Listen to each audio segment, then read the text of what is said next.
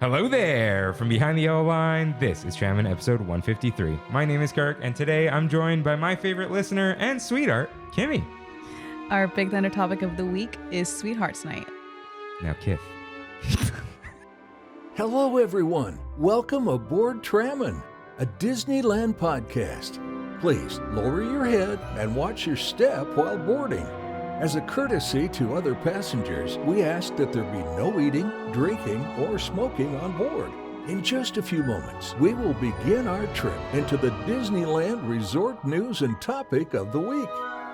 Ladies and gentlemen, this tram is ready to depart. Driver, you are clear. Welcome back to Trammin, everyone. Happy Wednesday. From the Trammin studio, we are today's hosts, Kirk and Kimmie. What's up, Kimmie?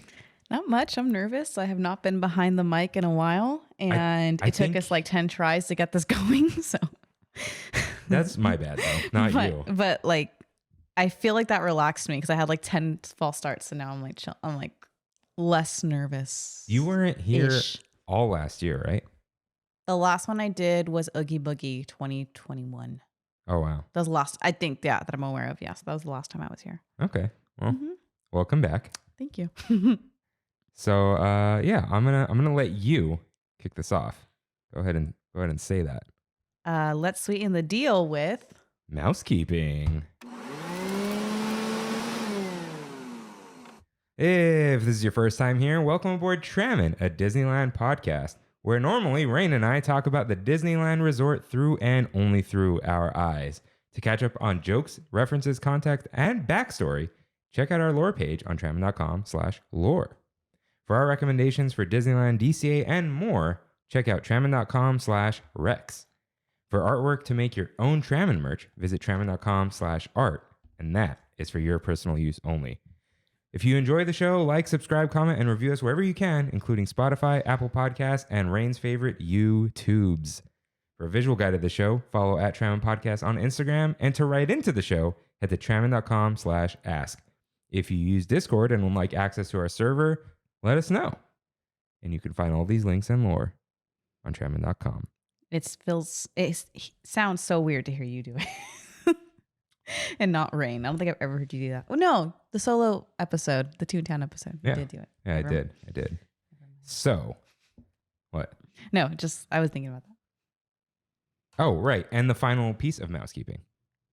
Besides the yes, you can. March 17th, St. Trammin's Day. Meet us at California Adventure. We will come up with some more details, but in the later part of the afternoon, Rain and I will be there, and some listeners have confirmed they're going to be there. So if you would like to just say hi, if you would like to hang out with us the whole time we're there, you can do that on that day. March 17th, it is a Friday, California Adventure, St. Trammin's Day, our 3rd anniversary. We did. I don't even know. Yeah, it's your 3rd anniversary. I don't even know how long we've been doing this. And that's a Friday, so I always say like post work hours. No, right? We're gonna try to get there before work. Oh, ends. Okay. Yeah, we're gonna try. But I'm saying though, like just for general guideline for people, like you can still go to work and then just come after work. Yeah, like hang we're out not with the doing crew. it. We're not doing anything special. Like there will not be as many people as you might think there will be. I'm sure. So probably just a lot of green everywhere. No, I mean us. Oh, like, you. Like I think you meant like just the park in general, because that's also. No, it's not the first day of Food and Wine, but Food and Wine will be going on at that time. Yeah. Which means Running Over California will be going on at that time. And Toontown doesn't open until Sunday, so. Oh, right. So it'll be good. Yeah. But it's time for Your Right, in which members of the Tram fam write in with corrections and comments, just like you can, at trammin.com/ask. Kimmie, cue up that corrections music, please. So Kevin writes in, Frosted Devil's Food is the best Entenmann's donut, but he said it's hard to find. What does that even look like? I mean, it's a chocolate donut with chocolate cake. The big Entenmann's box. Oh, you know what? When I saw Devil's, I was expecting like red, which I know what a Devil's food cake is. It's You're thinking chocolate. Red Velvet. Yeah, I'm sorry. Red Velvet is Devil's food cake. Yes. Dyed red. Dyed red. Which is... My favorite flavor, though, of cake ever is marble, but there's no marble donut. And whatever that brand is. Entenmann's? Yeah, but Cosmic Brownie, that's Little Debbie's, right? That's not. I love Cosmic Brownies. No. Is it? Little Debbie's has its own brownie with walnuts, but let's see. Cosmic Brownie. This is why we have the laptop now. Yeah. It is Little Debbie's, yes. Yeah. Because when you guys said the superior one, the chocolate ones are dry. So if I have milk with it, it's good. You got to get a good chocolate one. Okay, I'm thinking about the donuts are dry, but the big ones, are those more like... Oh, these are donuts. Yeah. Oh, okay. No, the donuts, there are sometimes you get a good batch, but often no. But Kev, for a while, worked for Bimbo Bakeries USA. And he was at the Entenmann's plant, and he brought home donuts. They were still hot. Oh, like he brought home a hot box of donuts. It was pretty good. That's awesome. Yeah.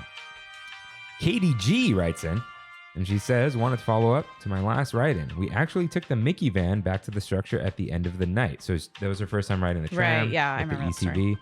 ECV. She says, my brother is obsessed with all forms of transportation. We basically boarded a hotel-style bus with only about 6 seats that had places to tie down like 4 mobility devices. It took about as long as waiting for the tram would have, since there were more devices to tie down. Overall, I just would probably walk or do the monorail if I had to park at the structure again. But chances are we'll stick to Toy Story, just seem to have more availability of buses. That is some useful information for some people, and I am glad you wrote in with that. Yeah. I'm glad you guys are able to walk and, do Toy Story and all that, but take that bridge one day. You know what? I'm not going to tell you what to do anymore. I have led you astray. Eduardo writes in, hey, Trammin, in regards to the influencer rant, whether you like it or not, you two are, in my eyes and my eyes only, my favorite Disneyland influencers. Ooh. Especially you, Kirk, coming out with the occasional Insta food reels. Which I demand come back. I've asked him to do them again. I refuse to be an influencer. We're not influencers. I know, but like his videos, like, I don't know. I would rewatch them like a weirdo. I like them. Because I perform the TikTok voice. Mm-hmm. You do the TikTok voice without actually having a TikTok. Never, ever. Mm-hmm. I deleted Twitter. Yeah. You have Trammin Twitter, but that's like a separate thing completely. Okay. He's adjusting the volume. Yeah, that's fine. I'm probably not making more. I've been this whole weekend and this week like super disconnected from the internet. I've like blocked Reddit from even loading on my phone and computer, and it's a good time. Wow. I don't know what's going on. I don't need to know what's going on. I know. I've been off TikTok for about a month, and it feels weird. And not that it's a problem, it just feels weird not knowing, like, I know the broad strokes of the news now, but I feel like back then it was like this influencer, like, offended this influencer. It's like micro level stuff that no one cares about that'll blow over in a week. But like last week's Super Bowl, I felt like I missed all the memes. Like I'm on Twitter, but like TikTok also makes really funny videos, but I've been completely off of it. So it's been, I do have more time to like read and to watch my shows. So yeah, but I'll be back on it in a week. So we'll see. We'll see if I love it or if I'm overwhelmed again. So we'll figure it out. But Eduardo continues, and Grizzly River Rapids is, if I'm not to be mistaken, to be reopened on St. Trammin's Day. And I'm 95% sure Wondrous Journeys is my newest favorite Disneyland fireworks show. Number 1 was Magical, the show with Tinkerbell trying to inspire you to find out why. Oh, wait, my bad. Okay. He says my top number 1 was Magical, the show with Tinkerbell and Dumbo. I don't know what that is. He says, I wonder what Freddie thinks of Wondrous Journeys because I believe he was trying to inspire you two to find out why you guys don't like the fireworks shows on an episode. He said that was some time ago, so maybe you guys have some different thoughts now. All I gotta say is I waited 3 hours and a half to get a front row castle view, and it was 100% worth it. Wow.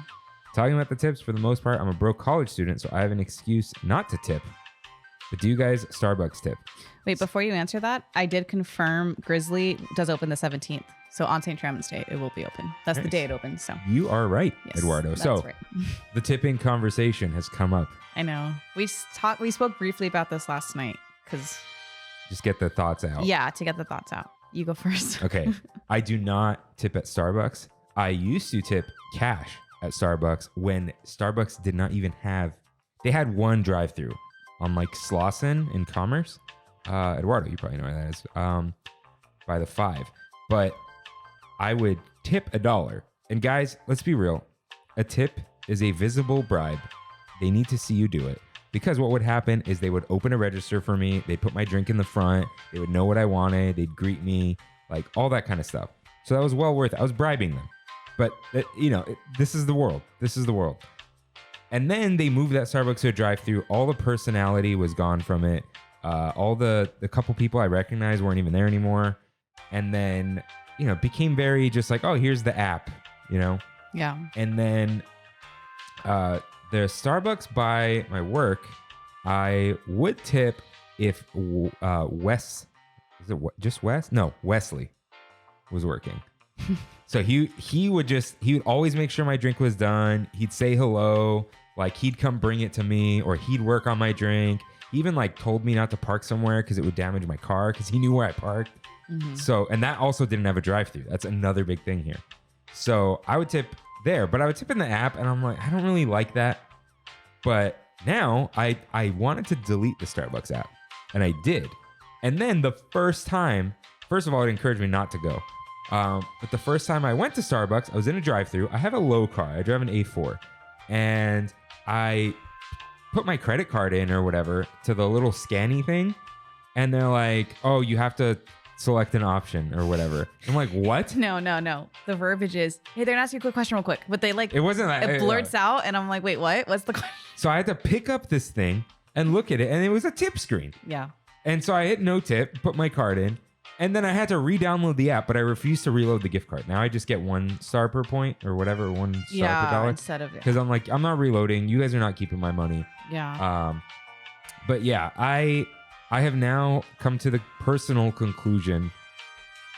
I am tipping 15% rounded up when when a waiter brings me a thing that takes my credit card away. If they were exceptional, I'll tip around 20. No one else is getting a tip except valet drivers and, well, bartenders, but I don't really do that anymore. Valet drivers, and what's the other thing? I don't do the bellboy thing. Another place where you cash tip. Like the hairdresser or something? Like, oh yeah, my barber. Mm-hmm. And that is because it's a flat rate. You tip the valet driver $2-3, like whatever's in your pocket. And that's it. There's no percentage, all this nonsense. Yeah. Everything costs a lot of money. And what we talked about was, they're not making enough money, let's say, right? So then you're kind of helping them make enough money. But what do you want? Their wages to go up. But if you keep paying their wage, it's never going to go up. Yeah. And then it's like, well, it's going to suck for them in that time. And I say this as someone who does not struggle with wages. So I'm going to just say that right here. But also, like, nothing good comes easy. And someone's trying to FaceTime the iPad. I gotta I just saw my face on the screen and I'm like, who is like, I don't know how to chiming in. That's so funny. Sorry, that was a really good rant, by the way, but I was so confused when I saw my face on the screen. I'm trying to shut off FaceTime. Can you put do not disturb, or will it still go through? It'll. Hold on. But it was a number I didn't recognize. Okay, hold on. I shut off FaceTime. Okay. Is this Rain's? Yeah, this is Rain. So it's connected to his device. It's probably something Rain is. Yeah, so, because he has 30 FaceTimes. Tell Rain. I shut it off. Okay. Wait, where's the doc? Oh, I found it. Okay, sorry. So I was so confused by that. That was really funny. So, where was I? Oh, it's like the whole union argument and whatever. It's like, if you want better pay, you either go get another job, but I'm not the person who goes, oh, just get another job, because I know that's not easy. Mm-hmm. But, there's Starbucks that are unionizing. And it's like, oh, well, that's a lot of work. It's like, yeah, but then once you do it, you crush the corporate heads under your boots, So if we keep paying the wages that they should be getting, they will never get them. Yeah. And the only reason I'm tipping in restaurants is because that's what has been societally accepted for 50 years. But I won't weep when that goes away. So, yeah, listen, for as great as I have it, things are getting expensive for everyone. And even now, I'm looking at things, I'm paying too much for this stuff. And I'm having less money at the end of the day, which is crazy. Like, it's hitting everybody, but everybody at the top. So I'm sorry, but I'm not tipping at coffee shops anymore unless I recognize the person or they're really going above and beyond. Because the thing I brought up with you was I go to a coffee shop, a little craft place, which, the person making your drink probably owns the shop or something like that, right? But you walk in, no one else is in there. You order a coffee, and then they give you a coffee. They just did what they were supposed to do, and that's it. What's the tip for? Yeah. And this is not the same as like, oh, I threw this on the ground because that's the janitor's job. No, that's crap. But like, I paid for the coffee and you made the coffee and I walked away. Like if you came around and asked if I wanted a refill or you went and like brought me something or whatever, right? Something that was beyond, then I will give beyond the price. That's kind of what it comes down to. So, yeah, I'm not tipping at Starbucks. And number one, I thought he was asking like, what is the best tip for Eduardo? Don't go to Starbucks. As we have our Starbucks here. Grind. Well, I was gonna like if it was just me here, I was just gonna make a coffee. I requested the Starbucks. Grind your beans, Eduardo. They're cheaper. You go buy a 5-pound bag of beans, or it's like 2 pounds. I don't know. Grind them. Get a French press. They're like $8. Learn how to make a cold brew. Throw some milk in there. And you make those overnight. It's like the easiest thing. The hardest part of making a cold brew is washing the French press afterwards. But you get an even bigger one, it's better. You make it for your whole family. It's a bag. If you go to Target, you're not even getting a discount. A bag of Starbucks beans, $8. That's 2 coffees at Starbucks. So, yeah. You're trying to make lattes, that's another, And if you just don't care and you have no time in the mornings, I get the Kirkland cold brew canned stuff. And I just put that in the fridge. And then typically I like creamer. So I like put that in a tumbler, put creamer in it. And that's what I do personally. This is my first Starbucks in maybe 3 weeks. I don't get it very often. Yeah, those cold brews, you can even, if you're not like crazy coffee drinker, you can pour half of that, put some milk in it, and then cover it and drink the other half at lunchtime if you're a 2 coffee person. Yeah. And I know sometimes you're out, you got to go to Starbucks, that's fine. Or you want to enjoy a latte. Drinks people make for you often taste better. Although, I'm telling you, pour over coffee tastes the best in the morning. But yeah, I'm not going to judge you for going to Starbucks. But yeah, I'm done with Starbucks tipping. Sorry, but it's gotten out of hand. These 2 coffees are $10. Yeah. That's insanity. That was more than a bag of beans. Well, just this week it wasn't Starbucks, but I went to a coffee shop and it was good coffee. It was nothing amazing, but it was just coffee. I went on a walk and it was probably 12 or 16 ounces. That thing was $7.25 without tipping. And it's, everything has gone up. And it sucks because I understand that on the worker side, their cost of living have gone up as well. But then I say, why aren't they getting paid? Their base wage should reflect that. Yeah. Versus everyone being all right, we got to make up for them. It's this never ending cycle. And I'm all for unionizing for them at least. So they get better wages for that stuff. I don't get tipped. My employees don't get tipped. Your coworkers and you don't get tipped. No, not in my line of work. And if you're not getting paid enough, everyone's unionizing or go get another job. Or, just sometimes you get lucky. If you're an employer, like I am, you don't have to worry about anyone unionizing if you just treat everyone right and pay them what they want. Or, you negotiate always, but you pay them something fair for their work and their time. But yeah, that's the tip rant. I don't know if Rain tips at Starbucks. We'll check next week. Yeah. My sister used to work for Starbucks and this was 7 years ago. So she would always say make sure you tip your baristas. But I'm curious now if, she doesn't even go to Starbucks anymore. Starbucks used to be personal though. I'm saying though, back then, especially where she worked at, it was in a business park. So she had regular people every lunch break, every morning, run. So for them, she's oh yeah, there's this guy, we already have his order ready by the time he gets there. So it's that was more personal. Or now it's, I don't know also too if the pandemic shifted our way of like looking at money, getting food. It's like I feel like the tipping culture went over the edge like after that. I don't know if it's because of that, but like that's where I started seeing like the memes of like, oh my God, tipping's getting out of control, or like, you know, more commentary on it. I feel like it wasn't this extreme back then. I feel like it's a lot more extreme. Yeah, but you used to go to Starbucks. And then the iPads now they flip it and it's like this. Yeah, it's completely. You used to go to different. Starbucks. They'd pull your cup. They'd write your name on it. Now something comes out of the printer and they call out a name and you leave. Yeah. They're all these pickup only Starbucks. They come, they eat, they leave. Yeah. All right, this is like a 7-minute rant at this point. This is Trammin, a Disneyland podcast. We have at least talked about Disneyland already. But Okay. Nice Los writes in to another great episode, guys. Such a great topic on the munchies. I had to write in to give my top 3 mobile munchies. I don't think you guys mentioned 2 or 3 on my list, but I definitely had to throw in the pickle. It's my number 1. Little packet of tahini. I don't know how we didn't mention the pickle. This is Rain. Wow. Rain is the official pickle of Trammin. Yeah.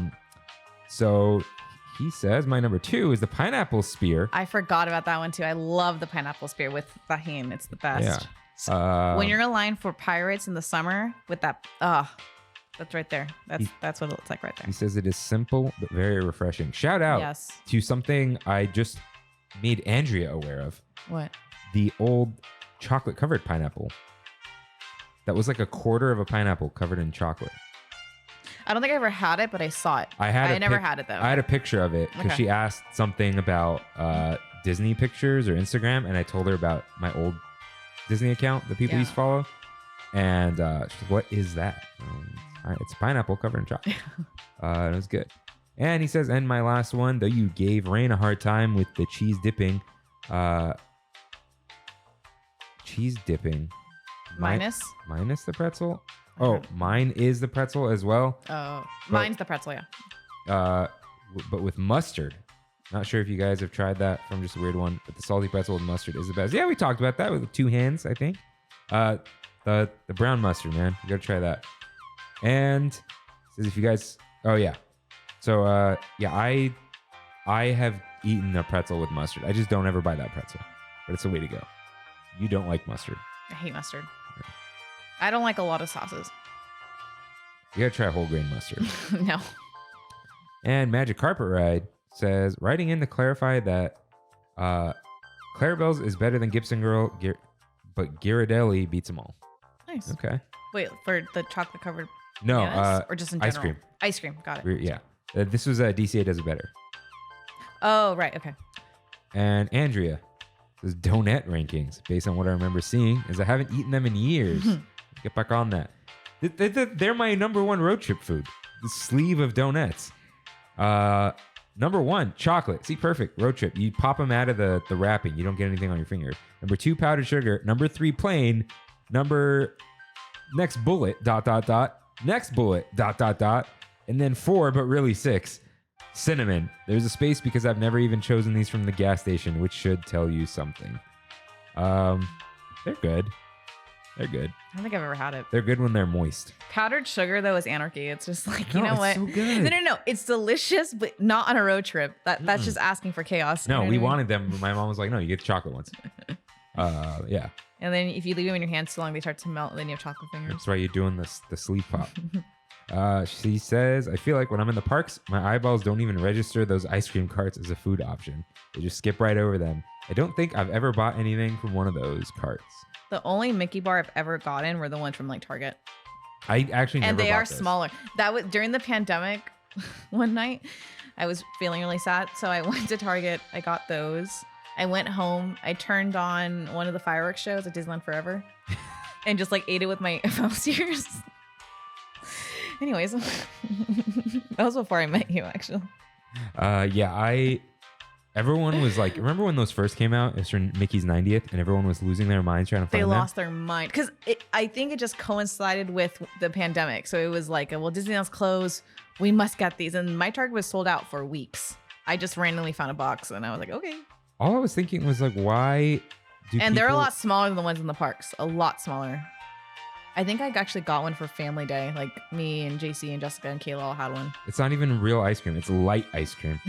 Half the fat, 1/3 fewer calories than full fat ice cream. The point of ice cream is the fat, just like the point of the banh mi. I've been It's told mayo. though the ones in the parks are really good. I think that's real ice cream, but Who cares? What? Vanilla ice cream covered in chocolate? Why does anyone care? I don't know. Andrea also said we need a meme of someone. What did I say? Hunched over a chimichanga like a gremlin. I think that was a good visual. No, because it's like you can't eat that over a table. Yeah, that's my word, gremlin. I love that word. All right, Yeah. that was a long. Oh yeah, No, that's so this is good. short. Sometimes it's like 47 minutes. So let's. What the heck? What? I missed it. Let's get in some news.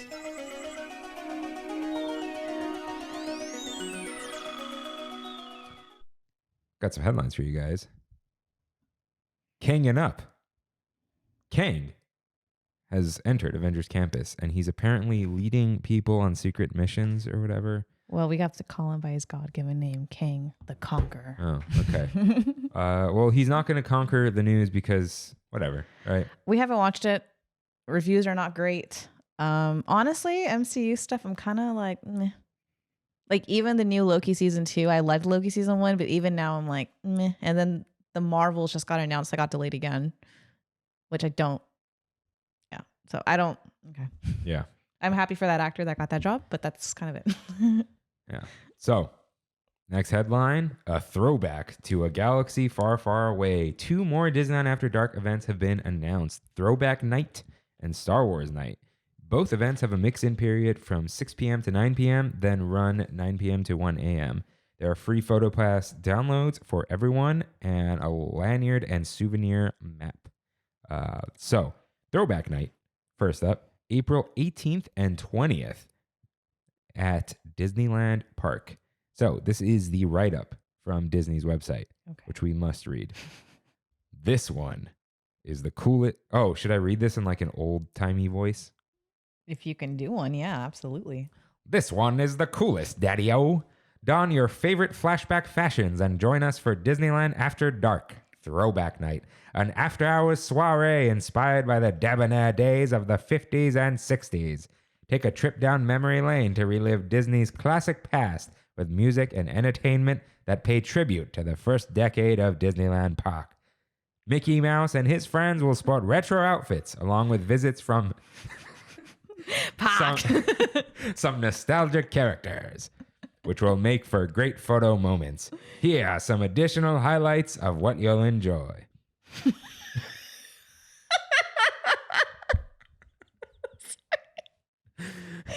That was so funny. Okay. Okay, keep going.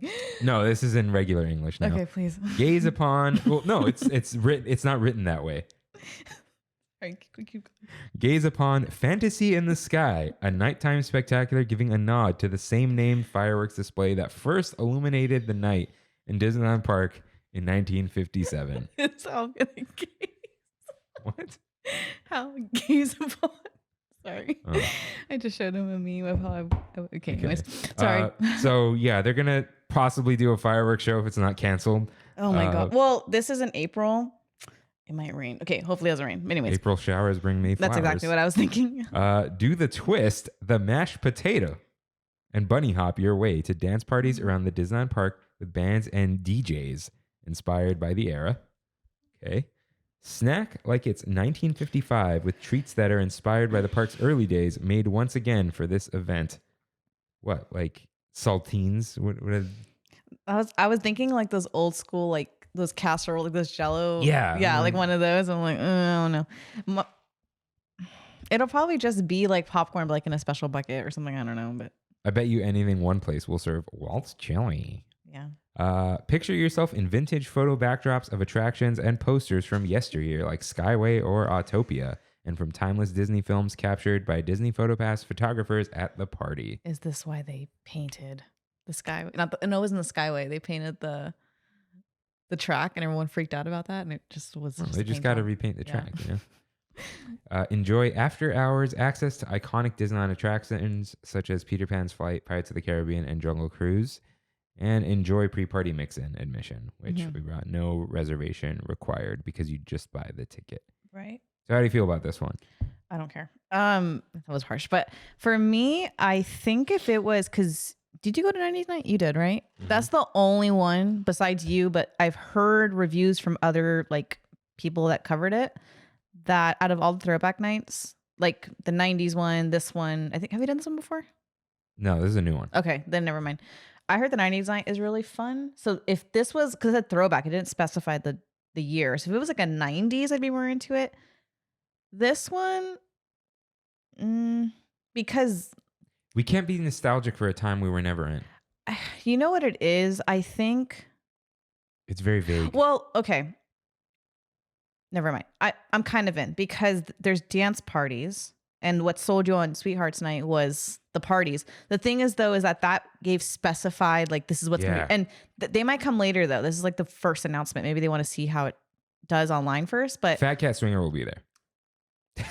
For sure. Yeah, because this is, yeah. But they're also going to be there. But they're also going to be at DCA. This is a we'll see for me. I'm not completely sold, but I'm also not like, this is dumb. It's like Grand Night to me is like dumb.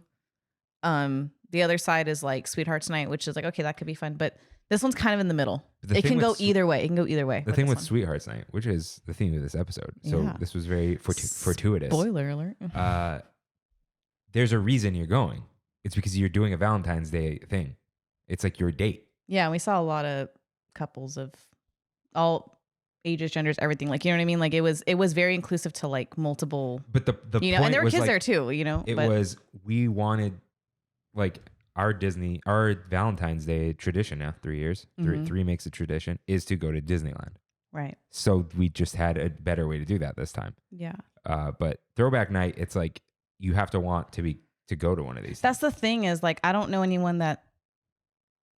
Like maybe older people would be like, oh, Disneyland in the 50s, that'd be kind of cool. But this is other than influencers, I don't see who else would willingly be like, I'm going to pay for this event, you know? Maybe those people who are like, I was born in the wrong generation. Yeah. Or just, you know. This is going to be one of those things I watch on YouTube when an influencer does it. Be like, oh, okay, let's see what's going on. And it's only 2 nights and they're 2 days apart. So by the time you decide you like it, it's already over. So that tells me the fact that there's only 2 nights and the other one is like 6 nights tells me that they know they're testing this. It's like, let's see how this does before also, we add more dates to this, you know? Lower effort. Oh yeah. You're not That's another thing too, is that this looks very low effort. Yeah. And book things that you're going to use twice. Yeah. Sweethearts Night, they had sets for. How many days was that? Like 6? It was, yeah. 5 or 6? Yeah. Yeah. So they had a couple food items that like were unique, including that succulent. They had like Royal Ball was like a whole thing.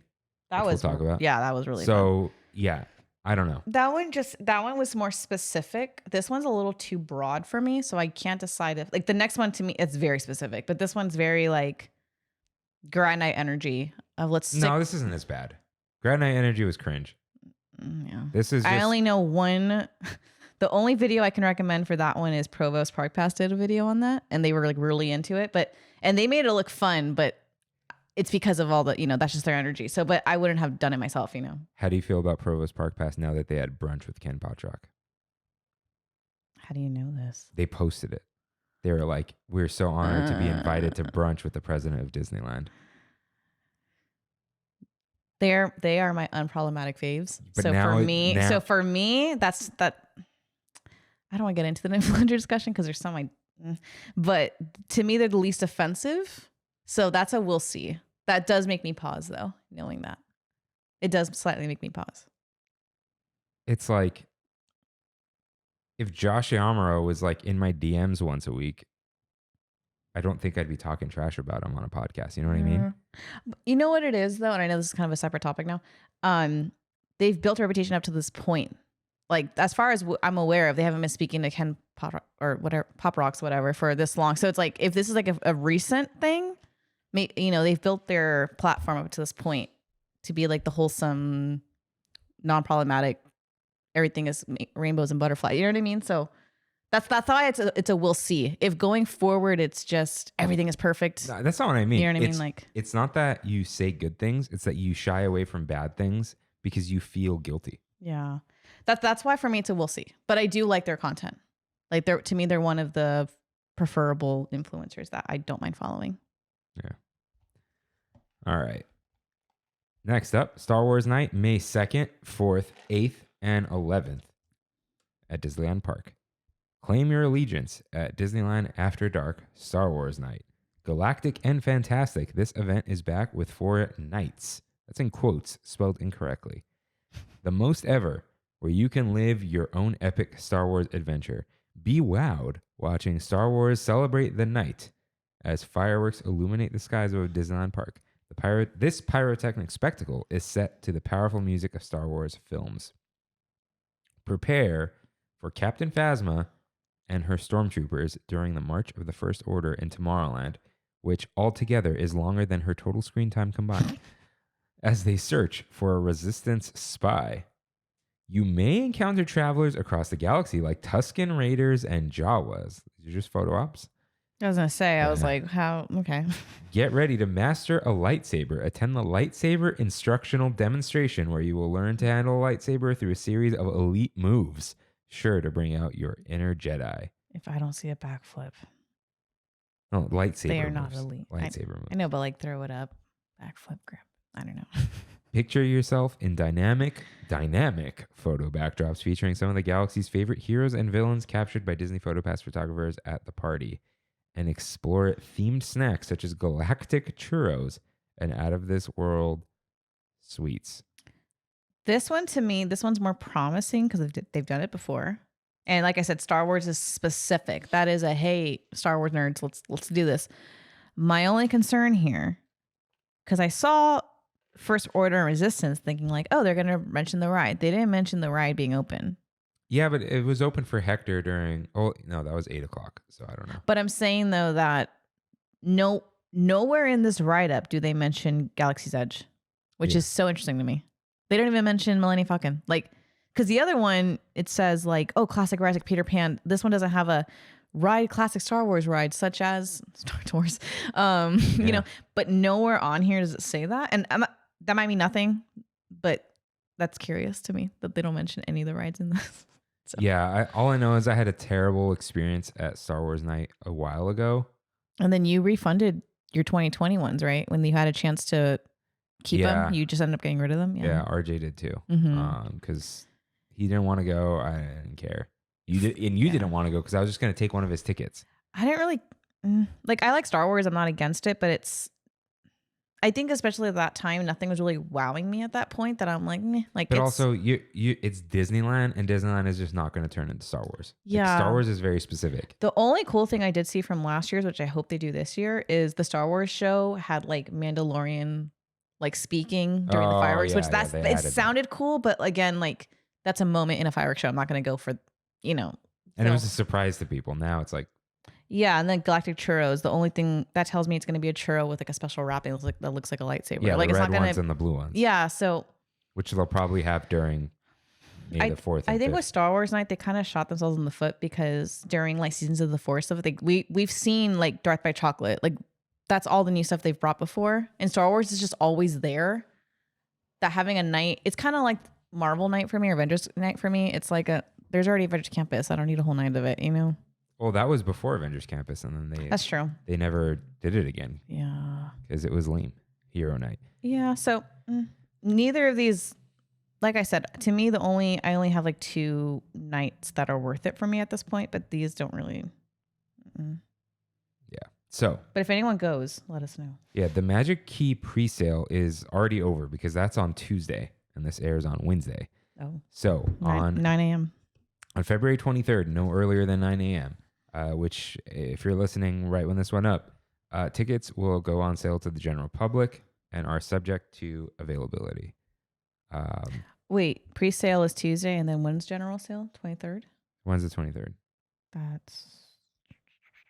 Oh, no, that's Thursday. That's Thursday. So if you haven't bought it by now, you can buy it tomorrow. Yeah. So, is that all for the news? Yes. Besides Haunted Mansion being moved to July 28th to coincide with Haunted Mansion still being open. Was that confirmed? What? I'm joking about. Okay. I was gonna say. No. Like, okay. Wait. So Haunted Mansion was gonna go in theaters August 11th, but Haunted Mansion is gonna close August 12th to 14th maybe. Yeah. Because September 1st, 2nd, it's gonna be Haunted Mansion Holiday. So I was joking on Twitter, the Trammin Twitter. Yeah. But I'm also not.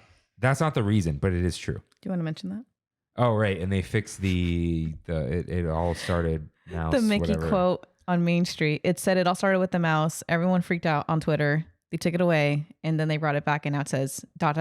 It was all started by a mouse, which I thought it was funny that they even went out of their way to fix it. It's like yeah, we should probably fix that. The weirder one for me is that Minnie's says a dream is a wish your heart makes. But isn't that Cinderella? Yeah. Like, why is that under Minnie? It's just classic Disney quotes, like the company Disney. The most egregious thing is not the incorrect quote because Walt probably said it both ways. They changed the capitalization to be proper. They had every word capitalized, like those psychos who do that. That's crazy. Yeah. This isn't really like news, but the second run Disney went on sale. They sold out like within an hour or two, which I was thinking about doing that, but I didn't do it. But we didn't have a Run Disney event for like 4 or 5 years. They did it to spite the city of Anaheim. Yeah. So it seemed like, because I was sending updates on the Discord, and it seemed like the 5K sold out. I think the last one to sell out was that half marathon alone. Because like the Dumbo Double Dare, the one where you do both, that sold out like almost immediately, which I thought was insane. I was like, wow. I think the kids one too was like open for a while. But if you wanted to run, sorry. Yeah. We'll call that headline Done Disney. Done Disney. Okay. Or a done Disney. This here's our Big Thunder topic of the week.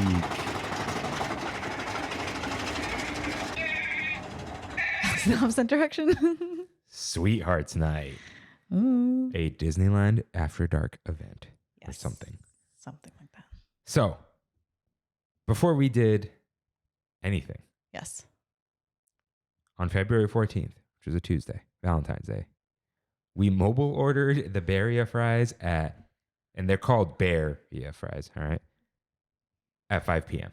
We ordered them from here, Yeah. from the house, before we even left to go to the event. Yeah. Shout out to Hector, who really pushed that into our brains. Like, Yes. hey, man, it's going to get bad. Yes. So- And as you guys will see, I really think that really was The move. the move. Well, not even the move, but that was the foundation of a smoother evening, because I felt bad for those people that either didn't know or showed up. And, we'll get there. But I'm saying though that like for people that didn't have a great time, I understand. And I don't come at them for that. It's like, no, you had a different experience because you weren't aware of these little hacks. And we were like the second to last night. So there were like 4 other nights before ours. So we got some intel before, but So yeah, that was awesome. we actually had dinner at Earl of Sandwich. We did. And what did you get? I got my amazing, delicious Chipotle chicken bacon. Chipotle chicken avocado. Yeah. It's on the sticker, but I haven't. And it's funny. It's one of those things where you haven't had it in a while. And I'm like, oh, like it'll probably be it. Like the second I bit into it, it reminded me of college. Cause I used to get those all the time when I used to go to after school. But yes, it tasted exactly the same. No notes. It was perfect. And what did you get? So to experience the same thing, you take that bite, you get thrown back to a better time or whatever. I ordered the holiday turkey. And upon ordering, they said they did not have cranberry sauce. Ugh. So I ordered the first thing I saw. I saw the Cubano. I'm like, okay. It was a very good sandwich, but I was just miffed. Yeah. Like I was like, it wasn't what you really? wanted. Yeah. I came here for one reason. Excuse me. And what is it? Men only want one thing. And it's the holiday turkey. So men only have 2 things, but no. Yeah, I know, There's I the know. other tweet. Well, before we move on to 2 notes. One, we now know where those donuts come from. Yeah, they're Randy's Donuts. Yeah. So so backtrack. There were donuts being sold at Earl of Sandwich, and they were like really pretty decorated, like Oreos on top, whatever. And then we saw the Randy's Donuts box behind the counter, and we're like, oh, it's Randy's Donuts. So Yeah. they don't make them. And Robert, who wrote in the Discord that he doesn't like the fancy donuts, he is correct. Randy's best donut is just the chocolate raised donut.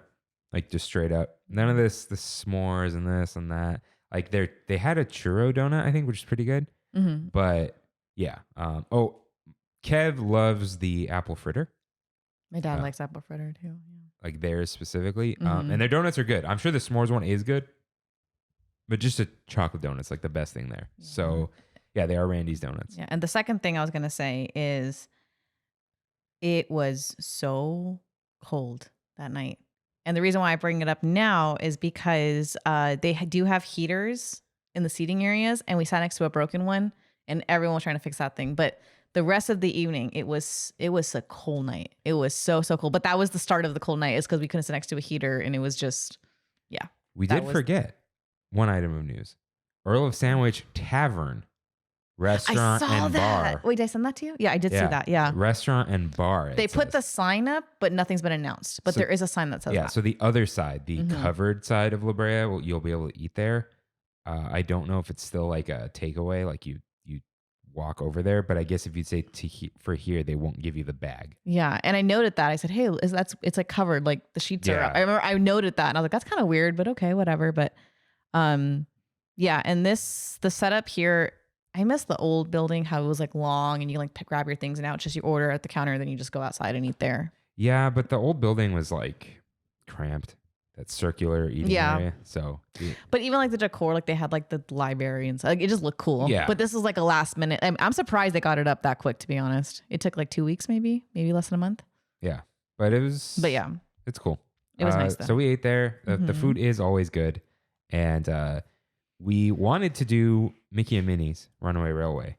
If you get it before 7, it's available. But you have to be in the park because the park officially closes at 8.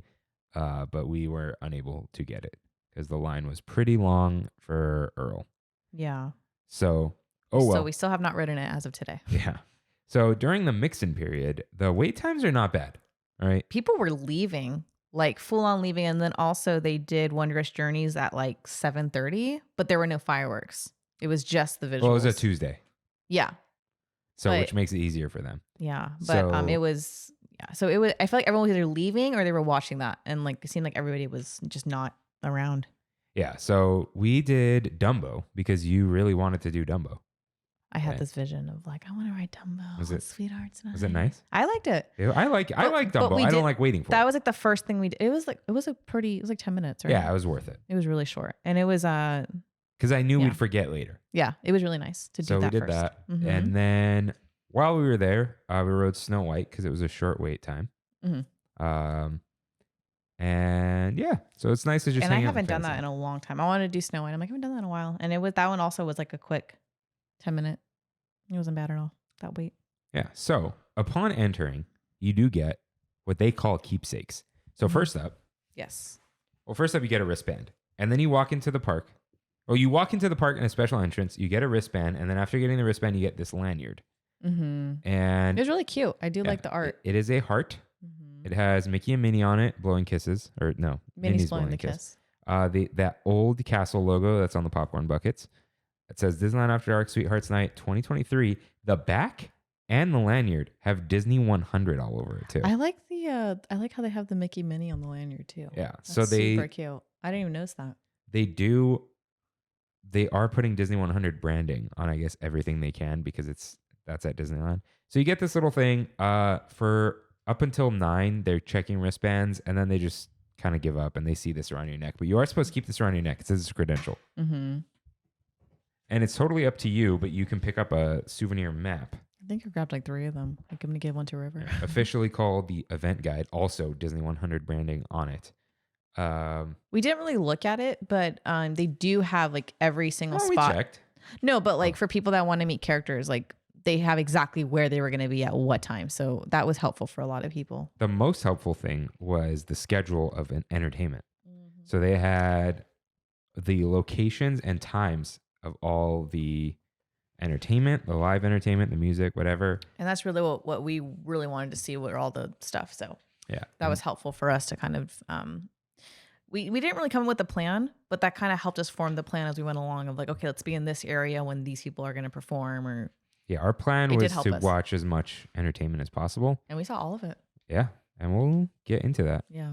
in a moment. But the first thing we did after riding Snow White is our mobile order was coming up. It was an 8:10 window, and you can go at 8:05. And remember, we were there at 5, so this was like a 3-hour wait, quote Yeah. unquote. So we were ready.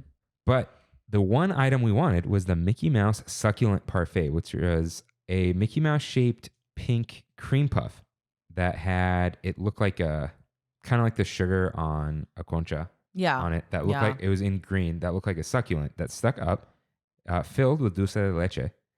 But it was like a white dulce de leche. Usually dulce de leche is like it was caramel. white. Yeah. And a cinnamon mousse with brown butter streusel topped with heart sprinkles. Mm-hmm. So this is at Rancho Los Zocalo, which had an extremely long line, and we were a little discouraged. And there's no mobile order. Mm-hmm. And then I remembered when we got the flan. Mm-hmm. Always check with a cast member just to double check. But usually you can grab a tray and skip the line if you only want a pre-made dessert or probably the cold brew too. Yeah, I think a drink too also. Yeah. So basically, if you're not ordering at the burrito plate counter, you can just or taco salad, whatever. If you're not ordering food, you can just grab and go. Yeah. And we did double check and they're like, oh yeah, grab a tray and go. So you skip that whole line. If we wanted a single thing to eat, we'd be in that long line. But we grabbed this and then I held it securely in my hand and we went all the way to Hungry Bear, which had a line past the sign. All the way down that deck. Yeah, it was long. And the event had barely started, and already that line was... I can't even imagine how long people waited for that. And then you order, and you still have to wait for the food. I have no idea how long they waited there. Yeah. So, well, okay. We grabbed the food. It took unusually long, but all the food was in the back pre-made. Yeah. I saw it. There was and you ton of texted me like, hey, the food might be cold. It's sitting out. Yeah. And it still took them a while to turn around and give it, but that's fine. But yeah, you said by that time the mobile order was like for midnight?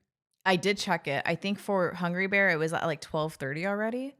And for like Jolly Holiday, it was like at like 11:45. So imagine you get there and you're like, all right, time to eat. And you want a mobile order. You're not eating for 4 hours at that point. Yeah. And there were clearly, you could just tell by the way people look. A lot of first timers. A lot of first timers are non-magic key holders. So they probably don't go a lot to the parks. But like they don't even buy the SoCal ticket. Like people who this is their one time that they heard about something. So I had a question. This is later in the show, but I'm moving it up. Do a lot of people just get their information straight from Instagram? Because Galactic Grill had no line, but Hungry Bear did, and Hungry Bear had the Beria. Like, do you get what I'm saying? Like, maybe. Like you must try. Did they have anything special at Galactic Grill? That's the question I No, have. no, exactly. But Where's the like, map? Let me see them. I don't think they did. So what I'm saying is, did they hear you must get the succulent and you must get the fries?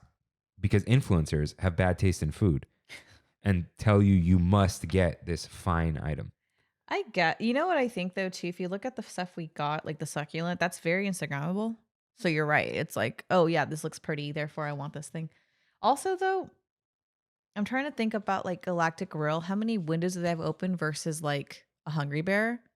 And more windows, and also how they prepare the food. Like maybe the systems are just different. So you know what I mean? Like they might have the same traffic, but what if like just they have a better process in one of them than the other? It's that same style of like the kitchen in the back, and then they throw the items in the front. Yeah. I don't know. Because you were the one picking up the food. I was sitting down, so I didn't really watch what they were doing. I just know I saw that line, and I'm like, because I even told you, I said if we had not mobile ordered and the line was, I think I'd be like, skip it. Like it's not worth it, you know? Yeah. And the fries were fine. They were fine. They tasted like carne asada fries, not birria fries. Also, birria, I think, because typically birria, you like dip it in something. Where this just, you couldn't really dip it in anything before. Otherwise, you make the fry soggy. Yeah, so it just kind of felt dry to me. It was kind of like, okay. Like, it was steak fries tossed in consomme, topped Yeah. with birria, cheese, which I didn't really get much cheese. it was a little bland. for Cilantro me. and onions. Yeah. And we ate that and the succulent at Hungry Bear because there was a ton of seating. It was fine. I'm glad we ate before because That's the thing. This was not a lot of food. yeah. And even though we shared it, it still was not a lot of food. But the night really picked up after that. Mhm. So I'm glad we kind of got that out of the way. A couple hours passed. We basically topped up the tank. Well, this was around 8-ish. The Yeah. event didn't start till 9, right? So we Yeah. technically ate this before the event officially started, because I think they started selling this at 8, but the event started at 9. Yeah. I think was the thing. Yeah.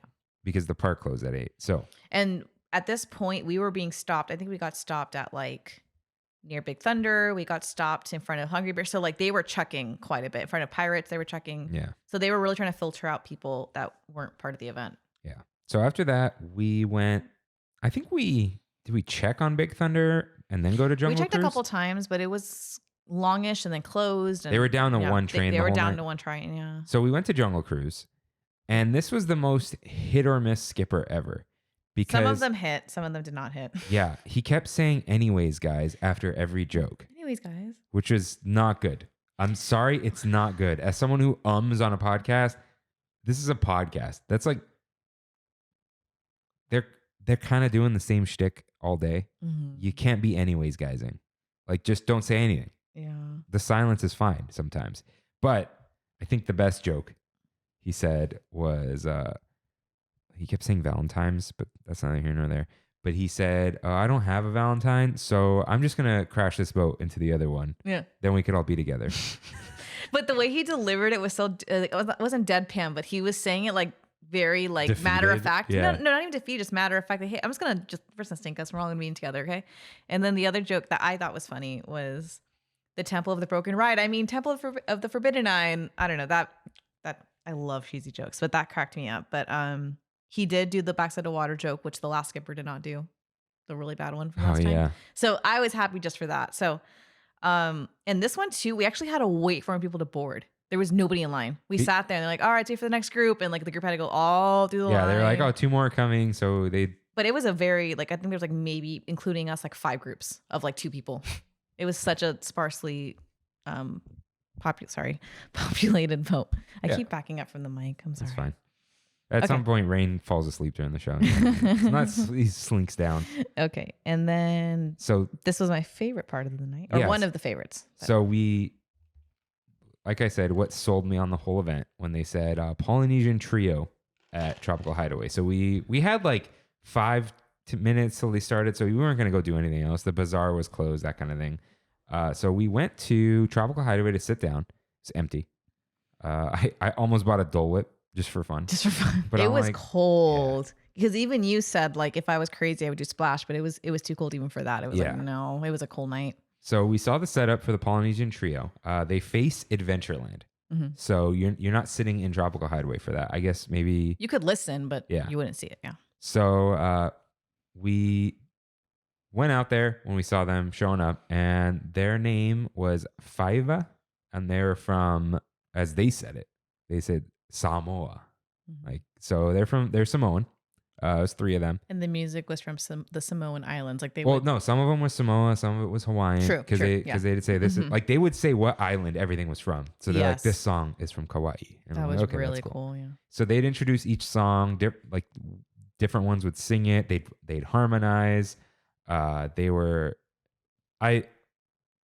This is like the one stereotype that's okay. I feel like any group of like Pacific Islander men, they're always just hilarious. Yeah, they're really funny. So my favorite joke was a big group got off of Jungle Cruise and they were just like, the hula dancers have arrived. And they were like, the people were so confused. Like deer in the headlights. No, he said another joke and I don't remember it verbatim, but he was saying like the next song has a drum solo by our 4th member. He turned around, he's like, oh, he must be late. Yeah. He's like, all right, we'll do it later. He's like, no, and he's like, oh, I got it, don't worry. I think he did like a guitar solo instead, but like his whole joke was there was gonna be a drum solo, but there were no drums. It was just like the guitars and the ukulele or whatever they had. And then That was pretty funny. Listen, I don't like throwing too much shade. But do you guys know Oh yeah.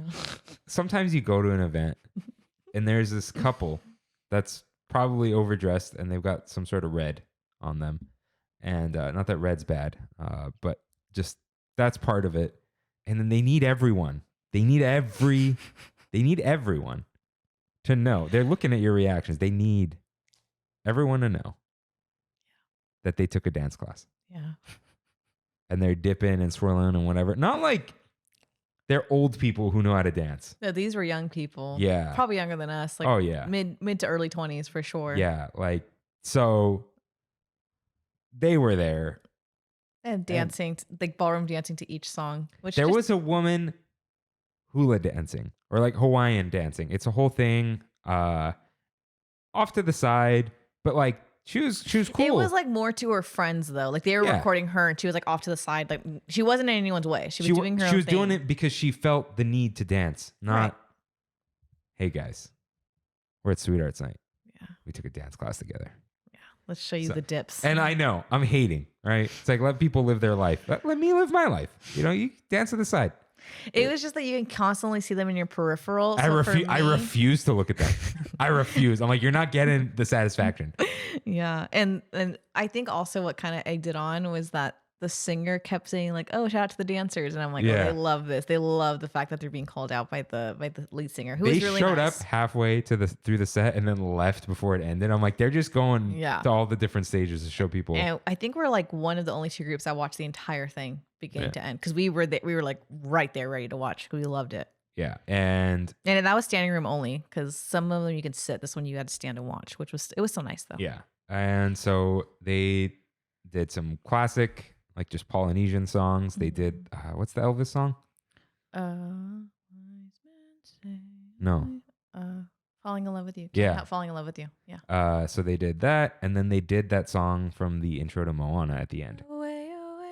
Yeah. I don't know. And they how- were saying how the song starts in Samoan. So they were like, yeah. So they sang. They spoke the language. I think it was a different. Was it called Samoan the language? I don't know what the language is. Yeah, but it was. It was in but they their did native have tongue. the name of it though. Yeah. They did have the name of it. So that was really cool. It was like they did one little Disney song, but they did like a lot of their own music. And yeah, they're really cool. So shout out to Fiva. They were definitely one of the highlights for me. I Yeah, loved it. it was like, I didn't know it was them, obviously, but that's the reason we bought tickets. And that just like was a great start to the night. Mhm. That was like the thing that's missing from the other nights, basically. Like what is there? I wish they would put it just as Polynesian Trio. I wish they'd put the name because they put the other names on here. That one. Well, I think, Little Scotty String Band describes to you what they are. yeah. Fiva, it could have said Fiva Polynesian Trio. Yeah. But Royal Ball just said Royal Ball, right? It doesn't say Fat Cat Swinger. I didn't know. Yeah. But they weren't called that. They were called, they have a name. It was like the Cats of Yessington or something like that. Like that was what their names were that night. The Aristocats of Yessington, I think so, yeah. Yeah. But okay, sorry, but yes. So which I don't understand the joke. I think that, I don't know either. I Yeah. haven't watched the movie in a while. Okay. Wait, is it from the movie? I don't know. So after that, we wanted to see the fireworks, but we had a feeling. We were like, I was 90% sure they were not going to happen. If there are winds at low elevations, there are winds at high elevations. And it was windy. Yeah. It was very windy. So fireworks got canceled. And at first they're like, the pyrotechnic elements will not be displayed. I'm like, okay. Yeah. And we stood there like, okay, yeah, that's fine. You will get a special presentation of Mickey's Mix Magic. I'm know. just like, I'm out. why? I'm out. I was out. Why didn't they immediately. just do they not really have music for this one? Or I don't know. But Maybe that one's just easier to put on. I don't know. It's like, no, all right, just hit the slap other it on. button. I don't know. Maybe their projections aren't really anything. Maybe. But they should have just done Wondrous Journeys at that point. But maybe they didn't want to do a 25-minute show or whatever it is. So, or no, 18, whatever it is. Yeah. I So- don't know. Yeah. We were immediately like, nope. Maybe ran. So we went straight to Big Thunder. And that one was almost a walk on. That one was like nothing was going on. It was a walk-on. Yeah. We just had to wait for the trains to go by because there's one train. But we walked all the way up the stairs, and they tried putting us up front. And then you asked for the back when they gave us the last row. Mhm. And then some dude spilled coffee on me. Oh yeah. But whatever. And he was apologetic. He was cool. But also he's not cool because he was leaving the coffee cup instead of putting it in a trash can. So Oh, I didn't see that. he was trying to put it up somewhere. Yeah. I'm like, dude. But joke's on him. He spilled some on his girlfriend who was dressed head to toe in white because I heard her complaining about her white shoes. I Oh, was like, well, sucks. So Big Thunder, always cool. Yeah. Always great. Yeah. And then we went to Mr. Toad for warmth. Well, we just went through Fantasyland. Like, let's just see what we see. And then we saw Mr. Toad. You're like, want to ride Mr. Toad? We I was walked like, through yeah. the front doors. Yeah, which I've never done that. We and we literally Just walked in, got on Toady. Yeah, it was great. Yeah, they had the gates closed on the side Mm-hmm. because there's no point to And that. it was so warm in there. It was great. Yeah. It was perfect. So that was fun. And then we sat down for a sec. I think you were fixing your shoe. or drinking water. I don't know. I forgot. whatever. I was doing something. Yeah. And we just see Gaston just walking around, and he didn't have a friend with him. Yeah, he was walking around. Just walking around alone, Yeah. completely. And kind of like walking as doing Gaston this would walk. poses. And he kind of like looked at me, kind of smiled and kept walking. But I was just kind of like, what's that? Like I was like so caught off guard by that. I was like, oh, that's just Gaston walking And then around. we keep walking. We see him again. He's leaned over the railing at Mad Tea Party, just watching the teacups go. Yeah, it was great. And some couple went and asked him for a picture, and then we asked him for pictures. Mhm. And yeah, so Wait, what did I say to him? I said, I said something. Did you say something? yeah, I said like the two most handsome men this evening when I took a picture of you two. Oh, That's what I said. Did you say that? Yeah. Oh, thank you. You're welcome. I didn't hear. Wait, what? You said something too, though. So after he said bye or we said bye, I said no one poses for pictures like Gaston. yeah.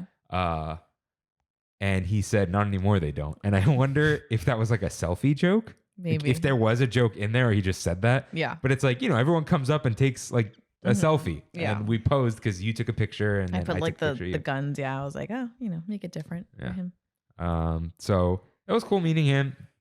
They don't look much like Gaston, but whatever.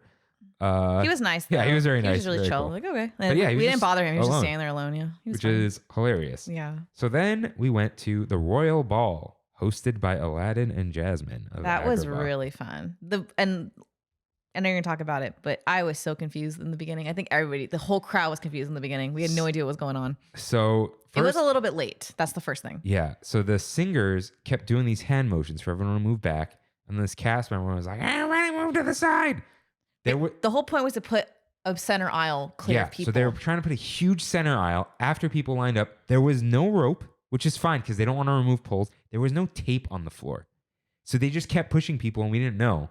And at some point I was like, because the singers had mics, I'm like, give the cast member a mic because I just heard yelling like, everybody move. And everyone's like, what direction? And everybody was chill. Nobody was mad. But yeah, no one was like, what's going on? We were just nobody like, knew what was going on. We were like, where do we stand? So yeah, that we were very confused in the beginning. We had no if idea they what was said going like, on. we need to clear the dance floor, that would have been like, oh, they want a wide open space. Because I think what happened is people moved back and there was like, let's call it like a wheelchair sized aisle. I'm like, okay, that makes sense. It wasn't that. So they had the stage up by the viewing area for the parade. For Small World, yeah. Yeah. Or where And Small World is. so it's like facing sideways. And I guess, the lights look vaguely Agrabah-ish. So that the whole shtick was Aladdin and Jasmine are hosting. So they open with Prince Ali. Mm-hmm. And then costumed dancers came in, Mm-hmm. including Aladdin and Jasmine, Cinderella, and Charming. I thought Charming is Snow White. No, he's just the prince. Oh. He's just the prince. So but Once there Upon a are Time but there lied to are me? but there are theories that his name is Ferdinand. All right. That's like a weird theory, but it's just the prince I'm aware of. Wait, Snow White. You're right. Yeah. Hang on. Here, I'll look it up. Prince. Yeah, he has a name. It's just the prince. It's just the prince. No, doesn't the guy refer to him? Because he's a Kit Charming. Huh. Who the heck is Kit? Maybe Kit comes from Yeah, but it's Prince Check Charming, this out. and then Snow Prince White. Charming is the tritagonist. Because there are other Yeah. ones.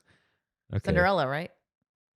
Yeah. Yeah. And no, but like try. So the what's her name? The evil, I guess. I don't know, She's the stepmother. the dual.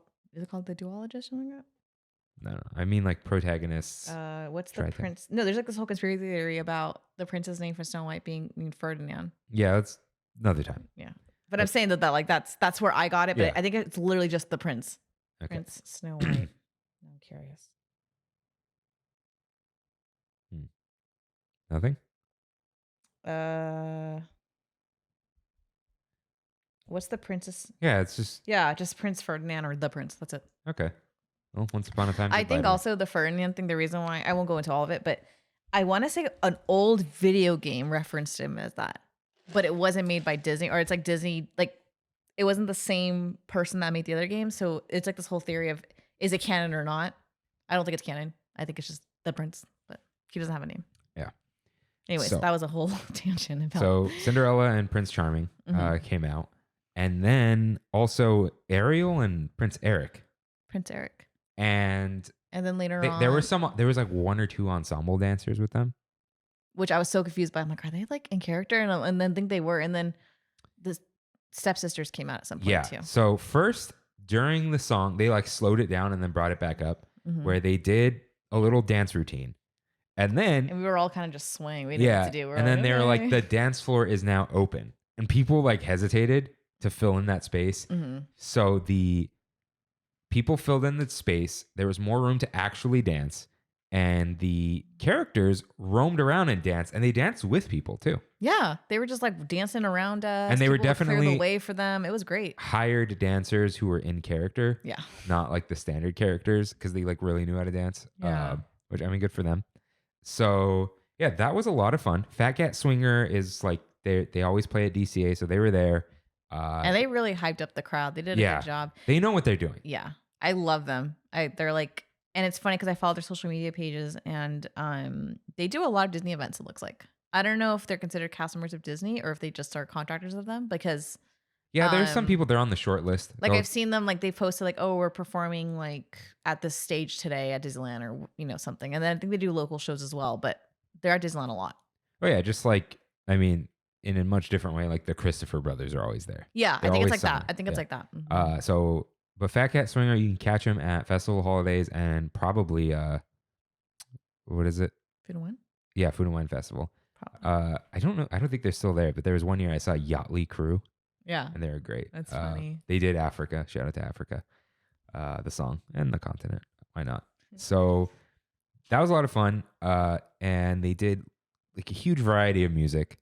We actually danced. We danced We've never danced. We've never danced. And Not like ew, just like I just can't dance. There's no opportunity. There's never like really an opportunity to dance. No. Right? Yeah. So that was really fun. I had a blast. I will say it was weird, but also my theater kid heart soared.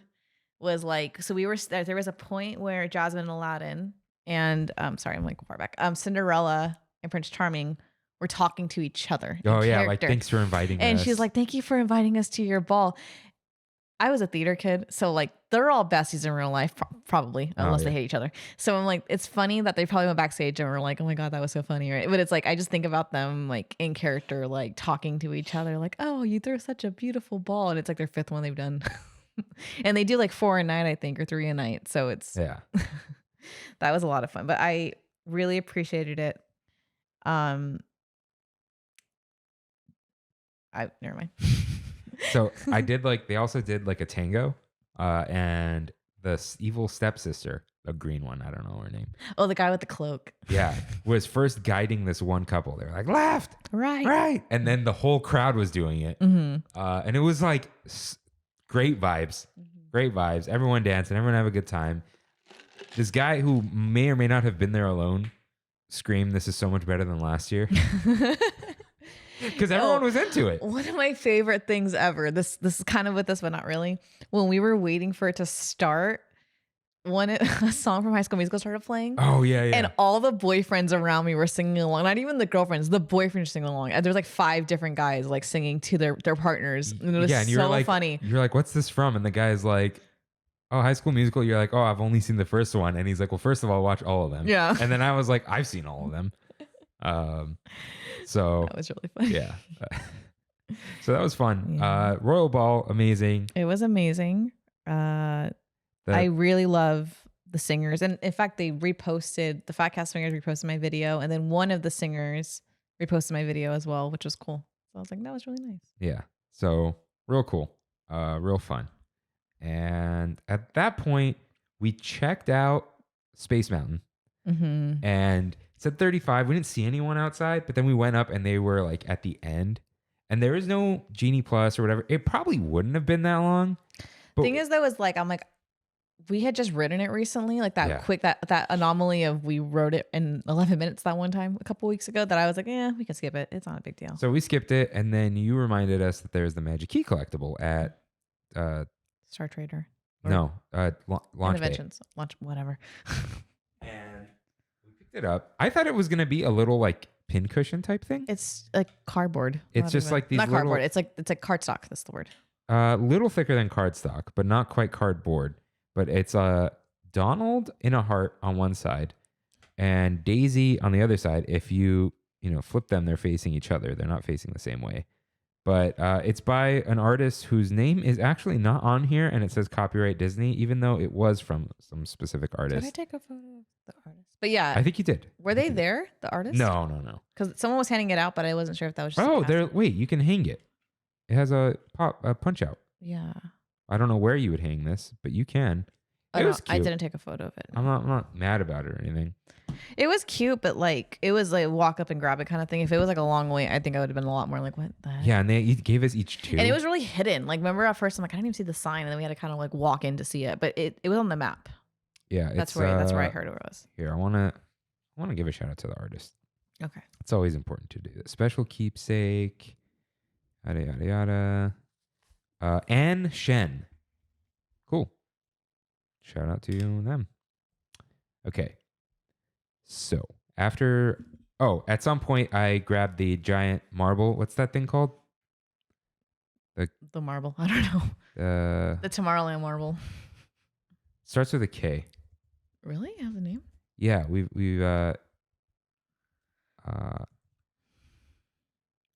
While you pull that up, I will Kugel. I knew it. Kugel. I didn't know that.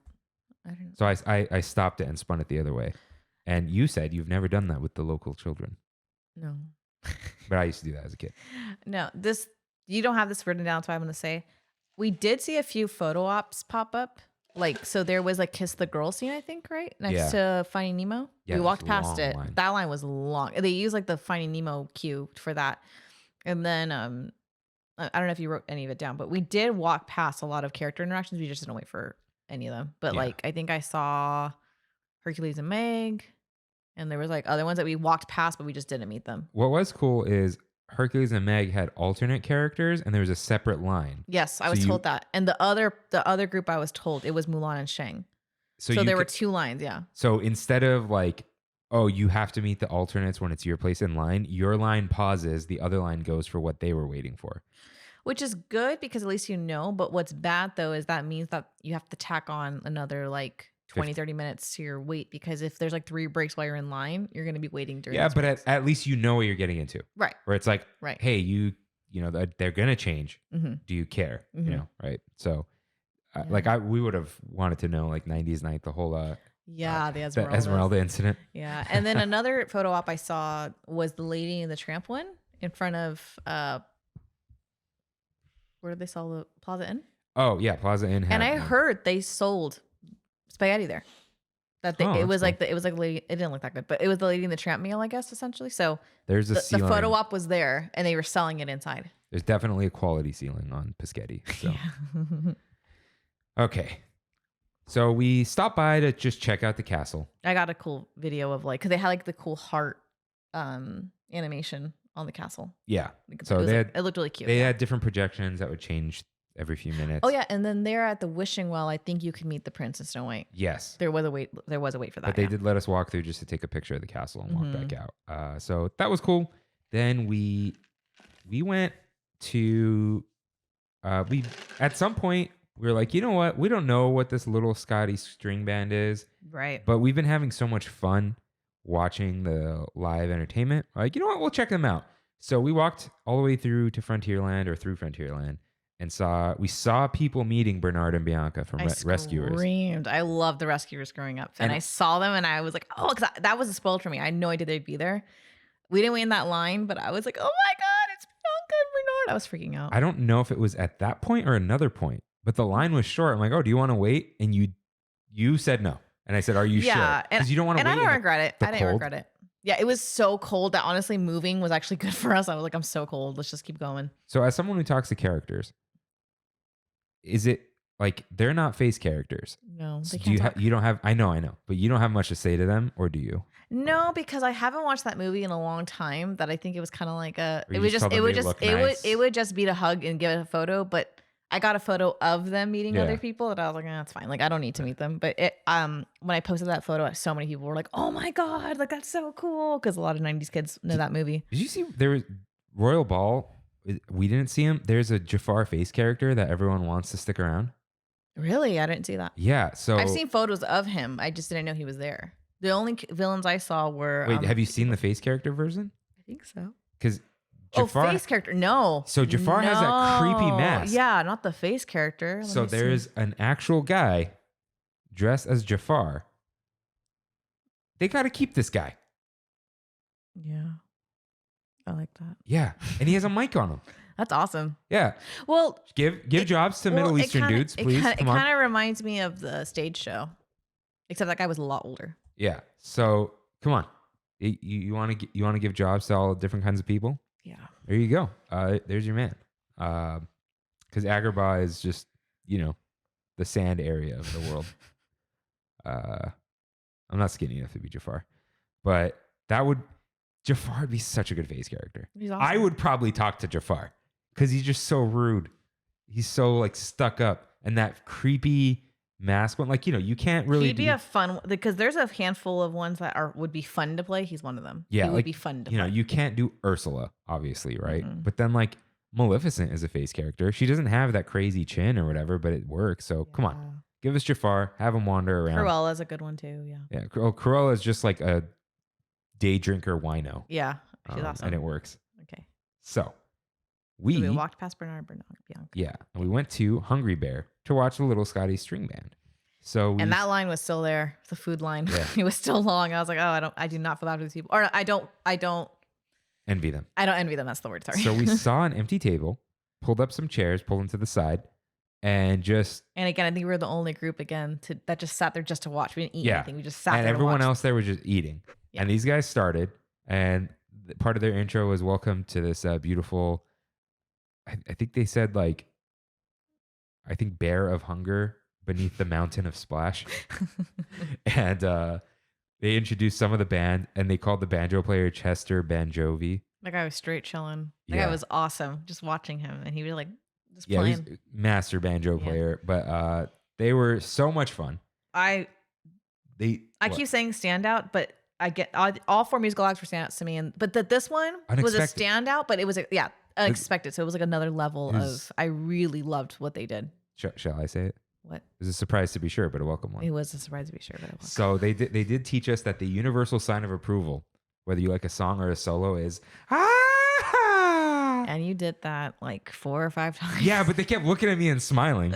They loved it because they were like, yeah. We could tell at some point they're like, oh, they're just here to watch us. There's no food on their table. Yeah. And I was talking to Victor about this. Yeah. My employee Victor, who has played he's a trumpet player. And he goes, that you are hired to do ambiance music. So he's like, that's fine. But he said, you always notice the people who are there to watch you. You need a moment? I'm okay. Okay. Sorry. I gotta fix my glasses. No, well, also, I don't want to talk about these. Even the way their stage was, it was positioned towards the food line. So it's like we're going to be singing to the food people because people that are going to be eating are going to be over there. But we were like not in their eye line, but they kept like turning towards us because we were like clapping along, singing. And then what I liked the most about the band, I mean, they had original like country sounding. I don't know the music, but like they were all. But then they did covers. Well, and I remember the Time After Time one is the one that I really loved. And then they did I Want to Dance with Somebody. Yeah, and then and it sounded really good. It was really, really good. The song I really liked it's called Redwood Hill. I forgot who it's by. See, like I didn't know those. No, I looked it up. Okay. I looked up lyrics, but it's normally like a very country song, but this was very bluegrass. Mm-hmm. And they were just so much fun. I think. Sorry, that was so loud. It's okay. I think his name was Phil. He played the mandarin and the violin. Or mandolin or mandarin. Mandolin? mandarin's an orange. Yeah. So he played multiple instruments. The singer and the guitar player was Scotty.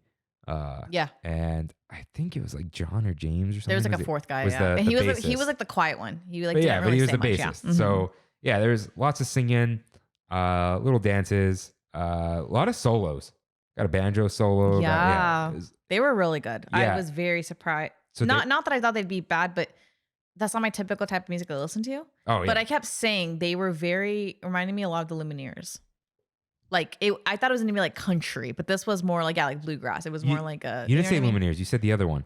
Mumford and Sons? Yeah. It's not, so I was like, oh, and I like Mumford and Sons. I'm like, oh, I was not expecting this. I thought it'd be something, I thought it was going to be like, I don't know, country, which is funny because that's not even country. Like that's, like Critter Country is not the country. It's like banjo playing. Yeah, it wasn't, this wasn't Yeah. country at all. It was very bluegrassy. If it was country, it would have been in Frontierland maybe. Like, yeah, maybe, So I looked them up and it looks like they're like friends, and I think his name is just Scott Johnson. He has his own musical thing. That's cool. But they got together just for Sweethearts Night. That's so cool. So like that's where they're. And I hope they come back. They were really good. Yeah, they were great. And so at the end of the show. And wait, each show was like 20 minutes, would you say, right? 20 yeah, minutes? Something like that. But it's like a good chunk of music. Yeah. But I was saying like roughly like they did Maybe like 4 or 5 yeah. songs maybe. Yeah, they did quite a bit. So it was really nice. Yeah, there was a couple people like bobbing their heads or people in line, but like, yeah, we were there to just see them. And at the end, Chester Banjovi and the bass player just ran off. Yeah. But we stopped for a second because I just want to tell them like, oh, you guys are awesome. And they're like, oh, thanks, whatever. I'm like, yeah, we're just seeing all the, because they were like, oh, did you check out I think Fiva, they said. Yeah. And we're like, probably all friends. Yeah. Probably all hanging after. Yeah. I was like, oh, we're just going to see all the live music. They're like, oh, that's awesome, whatever. And they said, can we get a selfie with you guys? Yeah. And I was for like, our Instagram. Absolutely. Yes, you can. So yeah, they handed me their phone to take the picture. And then the cast member was there and he goes, oh, you want us to take a picture, you guys? I'm like, hey, take my phone. So he took a picture of us. So we got a photo with them with our phone too, and they got their own. Yeah, photo. so it was cool meeting them. Like, not like, I don't know. It's just a cool little experience. And the cast member was like, hey guys, if you are going to see everyone, and I think he heard like we hadn't seen. Yeah, I think I said Twain. we've seen all but the last. The Moonlight Mark Twain. Cruise. Yeah. He said 11:50 is their last regular length show, and then they go by quicker. So I wonder if the boat just moves faster, so people can really get on and off Maybe throughout the night. So, but before that, I did want to talk about this whole like why, at this point the night was ending, right? All we did, Like an hour left, yeah. all we did was grab a bite to eat, go on 4 rides, and watch musical acts, and the night was over. Yeah, that was great. Yeah, and I was like, why is this special? Why was it so special to us? It's just live music at Disneyland. And I realized like that's the point. Like it's a familiar environment. Yeah. So we're not out of place. It's a beloved environment, right? And we got to do things we don't normally get to do. Like not like, oh, there's the stage for like there's Five and Dime or there's a stage at the festivals. It was like, oh, this is a special event at night. And there's like areas of the park marked off that aren't normally marked off just for live music. Yeah. And it was this like, there's a beautiful backdrop to this entertainment. And I think that's what made it special. And, the dancing and whatever, because you can't do that at Disneyland, really. You could kind of dance along the things, but it was like, no, this is a dance floor. We want you to dance. It was a really cool experience to do all that. So I just love that, especially like they said it, like you see Splash Mountain in the background of this band, and there's just something really cool about that. It's one of those like that'd be cool if they had them all the time, like in the sense of not in a. But then would it be special? That was my point. Is that I understand why they don't. Is the specialness of it or whatever you want to call it, but it almost was. It was both special but also seamless because the music matched where it was. Like Fava was where Tropical Hideaway was. That made total sense. This one was, so it's like it was both seamless, but it was special because they don't always have them, like the Moonlight Cruise thing. Like I understand why they couldn't do that every day, but it made sense for that. It made sense. The big royal band, like it's funny because Fantasyland isn't that, but that was the perfect spot to do it. And it was perfect, and I really, it was very special. It was both seamless and special. I liked it a lot. Yeah. So after that, we did run to the Mark Twain Moonlight Cruise. Got there by 11:50. They switch out the band, but the singer stayed all night. It seems like. I'm curious though. Maybe like fireworks was definitely her break. Yeah, but I'm sure. Not but running during I mean, fireworks. for a singer, they probably have to do a lot of like vocal extras. Well, So there might have been more that, I mean, we only saw the same one, but for all we know, there could have been another singer. There was also like a lot of just instrumental portions. She wasn't singing the whole time. So, and she did take breaks. Like there was like at least 10 minutes between sets. So she'd stay there, but you hang around. So, but we were freezing. A lot of the songs had like solos too. Yeah. Like, and she introduced every member. I forgot their names, but every single person on that was really cool. I remember. I think that his last name was Eastley because they call him North, South, East, West. No matter which way he's facing is great. Yeah. I forgot the other names. Yeah, they were really Mr. good. Something was the trumpet player. But we were freezing. We were freezing the whole night. I was not okay. I was so cold. So I'm like, just follow me, and we went to the steam engine. So we stayed on the front. So we stayed on the first row. Because some people went. Because I'm sure higher elevation would have been cool too, because people could see down to because she was at the front of the boat. But you'd freeze to death up there. No, yeah. So Kirk was like, "Oh, follow me." So I followed him, and we went in front of. And I had a nice spot, but then the sound guy needed it, and he's like, "Oh, can I stand here real quick?" He's like, "Oh, can I take the spot?" And then I was like, "Okay." And then it was like this weird thing of like, I'm next to the steam engine, and you're not, but you can't go behind me because you can't see. Yeah. So then I went in front of you. Yeah. And we did the whole couple. I'm gonna hug you. I was so cold. I didn't even care. I was like, I don't care. The singer was begging people. To hold each other. So, she's like, hold on to your sweethearts. That's what you're here for. Yeah. She's like, man, it's tough being a wingman. Yeah. So they're really cool. But compared to the other ones, I feel like this is number 4.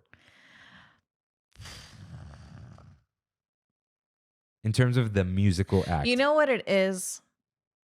They're limited by so. There was 4 of them, just like everyone. No. They were limited. They were both limited, but the limitation made it special. And what I mean by that is, 10-minute for ride. the Polynesian one, you could stand around, you can walk. Like there was no expectation to just stand there and watch, right? You could just people stuck for a ride, or stuck for a song, walked away. But let's say for us, no. We stood there the whole time for all of them. I know, but I'm saying though, just the way they were set up. Big band, that one was, hey, everybody dance. Let's make this a big spectacle. Number 3, little Scotty, and like I said, we sat and watched them. Yeah. You know what I mean? This one though was, hey, stand here and watch them on this boat where you don't have much stability. So I feel like, and obviously I think a part of it's like, oh, listen to music while you stare out into the, everything. But we were standing there watching them. In fact, halfway through, I'm like, oh, we're on a boat right now. Like I forgot we were on a boat. And also, which I thought was really funny, was they turned off some of the animatronics on the river. So you could see them like not lit at all. It was like super dark.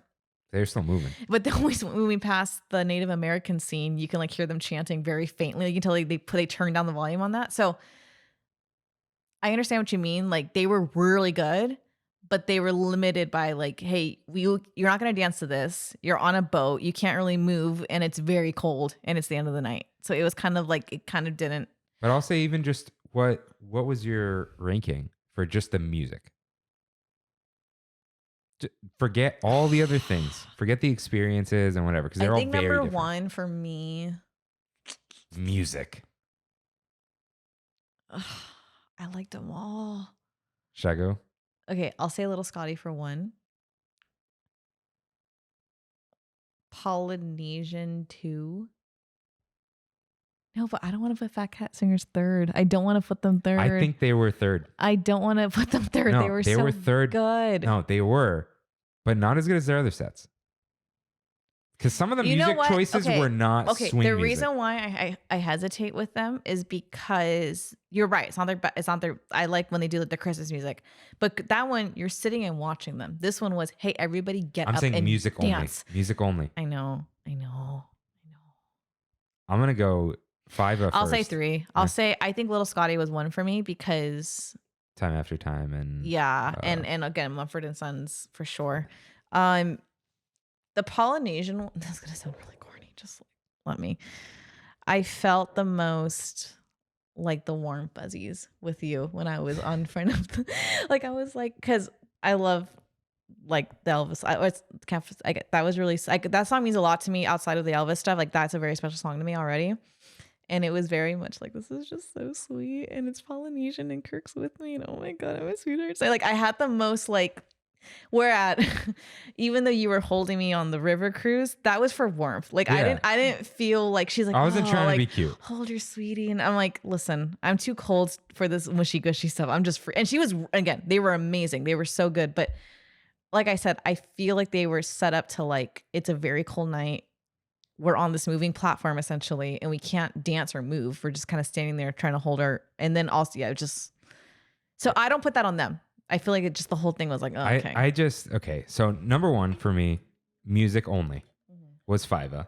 Because I love that style of music. Yeah. I wanted to be in Hawaii. And again, they were the reasons why you booked this. And they were like, we're doing this because of this. I'm like, okay. They were also just very talented. Oh, they were amazing. Yeah. That's why for me, it's like they're number 2, but like, okay, I don't care. They're tied for first for me. Them and Little Scotty are tied for first. They were so good. Was so fun. The music was very fun. You know what also made it better though for me was that they were just friendly people. Yeah. I mean, everybody was friendly. I'm not saying that. I'm not saying, but like the fact that they like, I'll take a picture with you, or like, you know, like they noticed us sitting there watching them. So I feel like that also kind of helps, is like it felt more personal. They were performing to a bunch of people, but they were like personal to us, you know? And that we were right up front. And then basically, if they were Starbucks baristas, I would have tipped them because they were so friendly to us. Yeah. And then Fat Cat Swinger, they were great.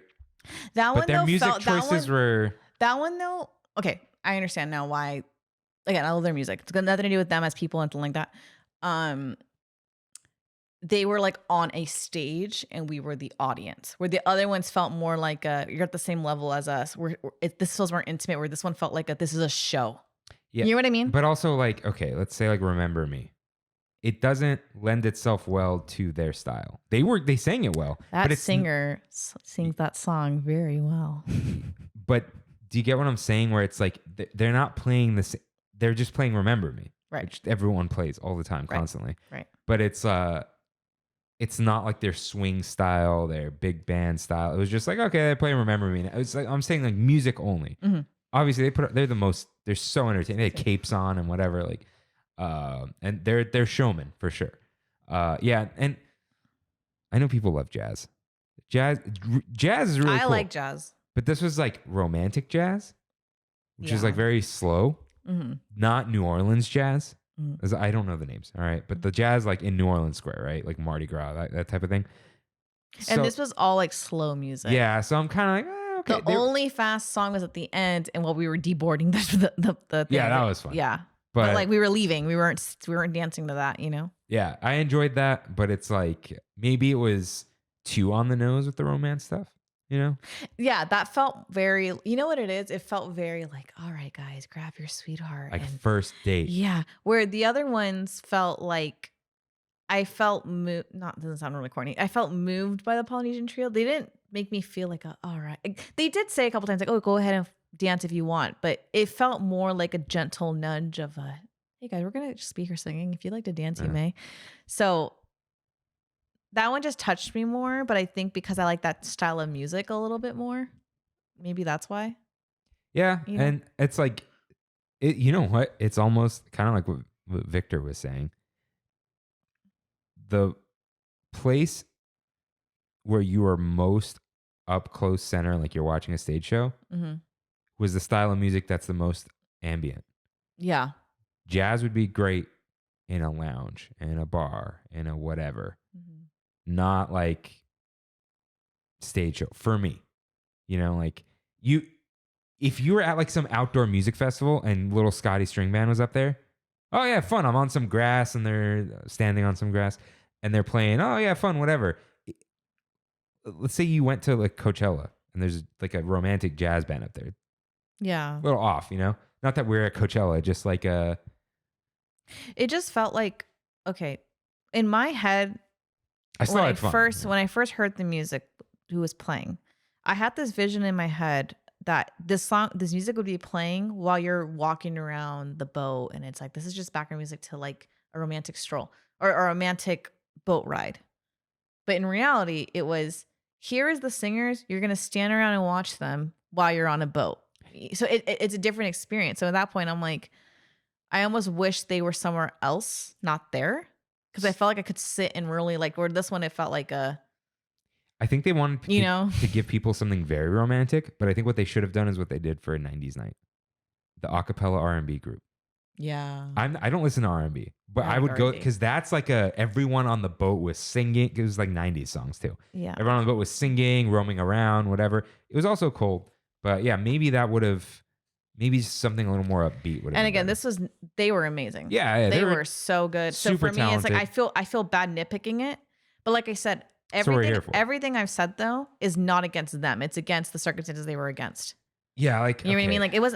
I doubt they chose. Let's go on a riverboat. Like I don't think that was up to them. You know, I think it was Disney was like, all right, we have a vision. It's like We're gonna be here." if they were at Cafe Orleans or something. Yeah, That like would- I'm saying, I would have enjoyed it a lot more. Yeah. For sure. But they were still great. Mhm. Still glad we did it. And that's funny because it seems like a lot of people liked that one the most, which is funny. But I also wonder, did they see the rest of them? Right. You know? That was like, oh, that's the thing you have to do. Yeah. And that's like the only thing people did. So let's But we have a couple more things. we did we'll afterwards. get to that Yeah. kind of point in a moment. So Mhm. we did rank the performances. Yes. Yeah, I would say most fun was Royal Ball. That one, all of them are do not skips. But I would say if you wanted to have like here's a fun experience, it's probably that one. If you're going to dance, that's, if you're gonna that's the experience. if you're one. gonna stand there and watch, I don't think it's as fun. I think the point was you're Some dancing people along. I saw walked through it, or they stood Yeah. for a couple, and they're like. And to be fair, like I said, the beginning was kind of awkward. That I feel like some people were like, "This is all this is. We're gonna leave." But since you and I had no plan, we're like, "Let's just stand here." And then it got a lot more fun, and we were dancing, and then like there were people, and we didn't mention this. There were people dressed up, like on the river cruise next to us. The couple were Kermit and Miss they were Piggy. they were like bounding. I saw a bound. They were costumes. Yeah, and I was surprised. We saw who did we see in Fantasyland? They were like all dressed up too. Remember the very short Rapunzel and Finn? Yeah, That right? Was it them? They look like kids. No. Was it? Yeah. It was them. I don't remember. There were some kids by the Rapunzel Tower. Yes, They look yes. like babies. But it's like there were people. I didn't see any signs encouraging dressing up, but some people bounded, and I was like, okay, like, Yeah. it was funny. I was wearing this red shirt, like, oh, perfect. I was so cold. I wore a pullover, my jacket, and then your jacket, and I was still freezing. It was such a cool night. Yeah, I had a t-shirt and a not very warm pullover, which was my mistake. Mhm. But it was the red one. And I put a flannel over it. Yeah. Flannel was warm, but yeah, I should have put if I had that Kirkland one on, smooth sailing. The only thing I'm relieved about, I know we're complaining about the cold weather, is I'm glad it didn't rain. Yeah, Because nothing. I honestly think if it rained, we would not have seen half these performances. Yeah, everyone would just be in line for rides. Yeah. So yeah, speaking of, we capped off the night with Haunted Mansion, which we walked through the front door. Yeah, and I wanted to do Haunted Mansion like specifically because we had like 10 months of the other one, and this line always is long. So I'm like, let's just do it. Like we weren't here for it, but there's no wait, walk in. So we walked right in. Yeah, we walked up the front steps, through the front door, into the elevator doors were open. the haunted room, They were open. and there was like maybe 10 couples in there. Mhm. And I heard one guy say, "Does this thing like move or something?" And I'm like, "Oh, dude." Yeah. So then we walked straight through the hallway, got on, and yeah, Leota was just sitting there. Yeah. But Excuse me. you know, sorry. such is life right now in the haunted mansion Are we falling apart? and the whole park. But yeah, so we did that, and then we were like thinking of leaving or maybe doing At this point, it Yeah. was like 12:30, maybe. not 12:15? yet. I think it was a little past 12. It was past 12 at this point. So we were freezing, but I was like, "Oh, you want to do Buzz?" And you're like, "Yeah, that sounds fun." So we did Buzz. Buzz is always fun, especially when you do not wait at all. Walked Yeah. straight onto that. And then we got some hot cocoa from I Refreshment Corner. was so cold. I'm like, I just want something warm in my hands. Yeah. And I think I said I want hot cocoa. So we got hot cocoa. Yeah, so I mobile ordered that. And what's funny is, And that was like our first time on Main Street that night Yeah. because I took videos of like the cool projections and stuff. And projections and stuff everywhere that we just And missed. I guess there were meet and greets of like the classic characters there. We never went Mhm. through there though. We just never went through it. Yeah. Mickey on Main Street. Gotta meet Mickey. So yeah, we for the most part ignored characters. Yeah. We ignored photo ops. Oh, something we didn't mention. Right before I think right before we got on Jungle Cruise, because Tropical Hideaway was right after, we did the little Valentine's Day cutout. They which had but they were everywhere at the park. The I Sweet think Art that Night was throughout the day because it said Happy Valentine's Day. Oh, maybe they You know just, what's funny though? When we left Fava later, there was a long line for that. So we just like walked up and there was nobody. There was like one person in front of us. There's and we're one like, in front of Mhm. Jungle Cruise too, but it was a Happy Valentine's Day 2023. So I wonder Oh. if it was at every Sweethearts night and they was just like, oh, this is the Valentine's picture. What made me laugh was the performers would be like, Happy Sweethearts Night. Oh, and Valentine's Day. Like half of them didn't even realize it was Valentine's Day. Yeah. It's like, oh yeah, that too. So yeah, that's the only photo op we did. So we saw Yeah. quite a few. We basically ignored the food. And we actually, by accident, no Galaxy's Edge. We did. You know, I thought of it halfway through, But but no, I checked the map. There were no photo ops over there. I don't. yeah, think. and it's And I don't think there were any foods over there. Yeah, this is the one area of the park that has nothing on it. yeah, and it's just like too much of a detour, and we didn't feel like we were rushed, but we went from one thing to the next. Mhm. Like we got lucky we didn't get sidetracked or like mess up our timing because Yeah. we were like show to show to show to show, and there was like maybe 10 minutes in between each one, which is like that's as close as you're gonna be able to cut it. Yeah. But Yeah. And me and you have a very similar style with how we do parks. So there was never a discussion of, I really want to meet this character. So I went in completely open. I think the only thing we agreed on was we want to see these musical acts. But that was it. Like that was the only plan we had. I think all we planned on was the Mark Twain and Polynesian Trio. Yeah. And then your the food. But again, like I said, if we had walked up and there was a line, I would have been like, let's skip it. It's not a big deal. Yeah, but we got that covered because So, like and we I were think the for experts. me, I don't know if we're going into this yet, but my expectations were low for what they were going to present. They were high because I was going with you because I'm like, we'll have fun no matter what. We're we have similar styles, but I have heard a lot of mixed but more negative reviews of this night. So for me, I kind of came in with low expectations of, I think I even told you, like, whatever happens. Like, we'll do the best we can. I don't really care about meeting characters. You don't care about meeting characters. We'll try to do the live events or the live shows. And that was kind of what we went into doing. Right. And then you had the idea of let's eat before we even enter the park because the food is going to be so small. Yeah, You know? it was like, so we knew we're like, all right, let's get Earl a sandwich and just like and we wanted come in full. Earl another day, but we didn't because we wanted the BDA. But we had just gotten it last time. Yeah, no, we wanted it last time, Mhm. so then we did Earl this time. Yeah. So that'd be my number one tip is don't show up to these events hungry. I think the number one tip is you have to be here for the right reasons. Yeah. As the Bachelor would say. So yeah, I think You need to be here for the right reasons.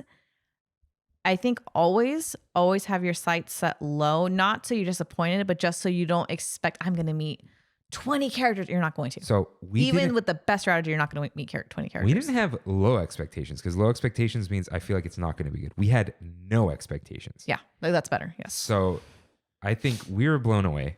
Like we both had an amazing night. I I'm only loved speaking for you because you said that. Yes. And do what you got to do, right? Do what you want to do. But if you're just there for photo ops just to post them later, that's fine. But I think you're going to regret that later when you look back and go, I don't even know how much I paid for this. But I don't even care because I would have, if I knew the time we would have had and didn't go, I would have regretted it. So I think it's just like, if you stayed there and waited in line for things all night, either be okay with that, or if you don't like that, but then that's what you wanted to do, Yeah. maybe it's not worth it for you to go. Yeah. And so many people want to meet characters. I totally get that. And so many people want their photo ops because it's their one cute thing. This is their Valentine's thing, whatever. But it looked like people who were just, this is only going to make sense to like 5 people who are listening. But Sweethearts Night specifically, because not even Star Wars Night or 90s Night, Sweethearts Night on Valentine's Day feels like when people go to the only rave in their life at Insomniac's Escape Psycho Circus, which is a Halloween event. You already lost me. I don't know. But listen. The other events, I don't know how Countdown is, but I assume it's similar. But there's they have a Nocturnal Wonderland, Beyond Wonderland. This used to be Escape from Wonderland. It's an Alice thing. But anyways, those are like, oh, here's a rave in March. Here's a rave in September. Mhm. This is the Halloween rave. So everyone who wants to have a Halloween thing to do puts on a costume, shows up at a rave, doesn't know about peace, love, unity, respect, acts like a jerk to everyone. Whatever. There were no jerks at Disneyland, but like they're just doing it because this is the thing they're going to do for that holiday. And I wonder if for a lot of people, this was their Valentine's Day date. And that's what it was for us, but we are Disneyland people. And those people did not affect our night, thankfully. And I don't think they affected it. There seemed to be just a good vibe to everyone. But it looked like people were there stressing like to get their like date night stuff going and maybe ended up not having a good time. Maybe they did. But Yeah. waiting in line for these things look like a nightmare. And then it's like, if we didn't set up the night the way we did, I think we would have missed at least one of the entertainment. Yeah. And I think also I made this point. I didn't expect to meet characters at the ball. Oh, right.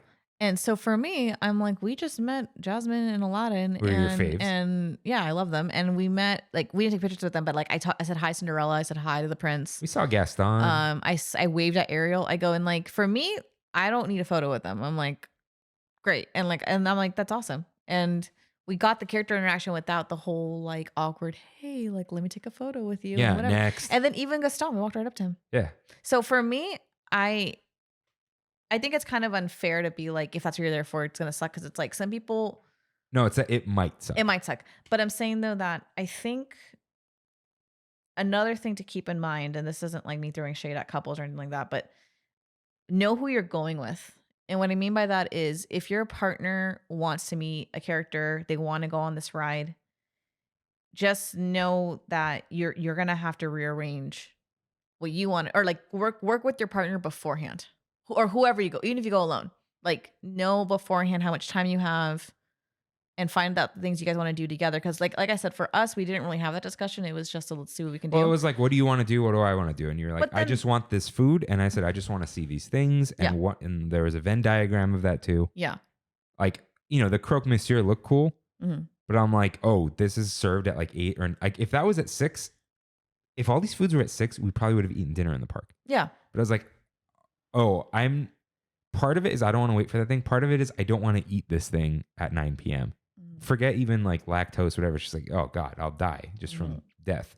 So yeah, we kind of figured out what we wanted to do, and we were there for a good night. And when I say that, I don't mean like you don't need to overplan to the minute. Like we went with the flow, but it's just like if you can get your hands on what's being presented beforehand. If there's a character you really, really want to meet, maybe be like, okay, like let's be at this area around this time, and then kind of stick in this area and see what's going on. Like for us, like we wanted to see. We checked Space Mountain. We didn't end up riding it. But then I'm like, hey, we're in this area. Let's get this magic key thing. Or when we went to Hungry Bear, we were going to do Haunted from there, but then we ended up doing the river cruise because we got that tip from the cast member. So it was both go with the flow, but we also knew what our must-dos were, It was like our intention was to have a good night. Yeah. Not to do specific things. Mm-hmm. And the way to have a good night is you do things that are entertaining.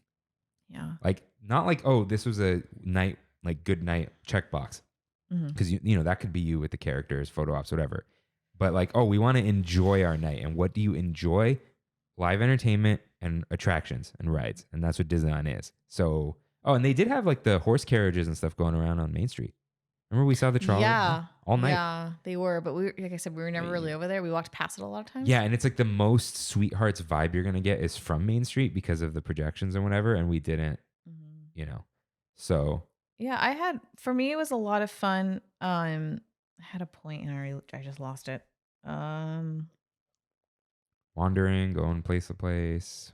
Your partner, the Dancing. I already forgot it. I'm sorry. But I guess I just want to reiterate. I didn't just see couples there either. I saw a lot of families. There were a couple families. I saw kids. And like we said, I saw a couple solo people. And this isn't no shade to them. But for me, as someone who does the park alone a lot, I don't know if I would have had a fun time by myself there. Not in a way of I'm so lonely, whatever. But it's like, who am I going to do? Like, I don't know. Listen, if I was single and I went Sweethearts Night, I'd feel sad. Yeah. And like, I'd feel sad, not like this is sad. Like I would feel sadness. yeah, I guess for me it's like, I really liked the night. It didn't feel overly romantic, and what I mean by that was like, yeah, you know, there were nods like hold your sweetheart, whatever, but I felt like I saw the most romance, and what I mean by that is I saw the most couples kind of more, you know, which is funny is I saw them more at Royal Ball. I saw a lot of couples there. Even the jazz one, she kept saying hold your sweetie, but I saw a lot more people kind of just standing there like this because they were so cold. So, but other than that, it didn't feel like this is only for couples. If you're single, like get lost. You know what I mean? It felt as it was Disney. It's not, you know, like a fancy 5-star restaurant where you're there with your romantic partner and, you know. Yeah. I don't know. I don't know if I'd go like with a friend. Like, I mean, I would definitely go with the partner, but I don't know. I had a great time. I thought it was fun. I really liked it. And that's coming from someone who doesn't like Valentine's Day and who isn't gushy and who isn't, you know what I mean? Like that's not my style. So for me, I enjoy this because it's like the perfect blend of it's romantic, but it's also Disneyland. You're going to have fun. You're going to go on a ride. You know, it doesn't have to be this whole stare into your partner's eyes and talk about how much you love them. You know, nothing like that. It wouldn't feel like that, you know? Well, when our first Valentine's Day came up, we both kind of asked each other. The parks were still closed, mind you. No. Well, yes. The first one. But Buena Vista Street was open. Yes. But we both told each other. Well, I was like, what do you like doing on Valentine's Day? Or what would you like to do? And you're like, well, I just want to go to Disneyland. I'm like, oh, me too. Sounds good. Mm-hmm. You know, we don't have to go get this reservation somewhere, whatever. And, you know, we did that day. We got the Carthay Circle al fresco, luckily. Mm-hmm. But so it works out for us because we like this. And now it's like, and then last year we just did Lamplight Lounge and we just walked around the parks. It's also freezing last year. So yeah, I guess, it's take multiple coats. I will say these after dark events, the wait times are very short. It is easier than Genie Plus. You can ride things multiple times. You cannot ride Mickey and Minnie's. Correct. And we learned that before, so I knew that going into it. But and like Matterhorn closed early, apparently. Like closed at midnight. And then Rise, I've heard both. I've heard they both close it and they don't close it. So that one I'm saying, what I mean to say is don't expect to ride like, oh, I'm going to ride Mickey and Minnie's because it's short. No, it's not like a cheat code. It's not a cheat code. But if you're like, hey, I just want to go to Disneyland at night. I want to go when there's low crowds and there may be some special things. Mm-hmm. I could recommend Star Wars Night or Throwback Night if you just like, if you're willing to drop the money, because I think they start at $129, $130, something like that, which is a day ticket price for an event. But that's a day ticket with Genie Plus, and you don't even get. Day tickets are like start. But I'm saying though that like if you got the cost of Genie Plus the ticket, it's probably the same price as this. Might as well just get this. And this is 7 hours technically. Yeah, because you get to go at 6 until 1 a.m. And like we said, the mix-in period, people were leaving, so the lines were short already at that point. If you guys don't need the romantic part of it, but the rest of it sounds cool. Like just a lot of rides are walk on, and the wait times are just incorrect. And Space Mountain was probably 20 to 25 minutes, but we were just like, we don't want to wait. We don't want to burn time right now. Mm-hmm. And I could recommend it for that reason too. But if all this sounds good to you, I totally recommend Sweethearts Night next year. It was a lot of fun. Yeah. And I guess we'll try to go again. I'd like to go again. And because we're going to go to Disneyland I would anyway. like to go again. And I also would hope that I loved all the musical acts, but I like to see either more options or maybe like different types of music that they can bring. I don't know what else they could bring in. I liked what they already had, but I'm like, I wonder if they can mix it up next year. Maybe bring someone new or a different type of music, like the Cantina Band or something. No, I'm kidding. But something like, I don't know. Yeah. I liked it though. I had a good time with you. Yeah. It was a lot of fun. Yeah. I'm not gushy, but that was a lot of fun with you. Thank you for that gift. This was his Valentine's Day gift to me, and then I got him something else, but this one was very special to me. The other thing was fun too. Yeah. Were you going to bring it up? I can bring it up. You know, we'll talk about it in okay. We Have It So Good, where we in the Tram Fam talk about our trips to Disneyland and what's bringing us joy lately. Yes. Write in with your trip recaps. Mm-hmm. Trammin.com/ask. So, you bring up the other thing. Yeah. So my my gift to Kirk was, so last year I had gotten him a painting. We did like a paint and wine class. It was part of a gift I got you. And I remember during that, I remember thinking like, you're such a hard person to shop for. I don't envy it. God, he's so hard to shop for because he's like, I also don't. He's the kind of guy that he needs a thing, he just gets it for himself. Like, no, you need to like not get things for yourself. Yeah, like my PlayStation VR 2 is being delivered Wednesday on its release date. So I remember last year. But I don't judge gifts harshly or at all because I'm just thankful. Right. But for me, it's like as the girlfriend, I'm like, I want to get something that's like special, but that isn't like, again, we're not like we're not trying to impress each other. Pinterest is like, get a deck of cards, but 52 reasons why you love him. I'm like, okay. And if you do that, that's fine. But for us, that's just not our style. So last year, I remember thinking like, this is a lot of fun because it was like an experience. You weren't going to buy that for yourself. Like, I'm going to buy a painting class. I wouldn't even think to. That's the thing. So this year, I live in Laguna, a very art-centered city. And they have a... Artsy fartsy. And they have a pottery or ceramic studio in downtown.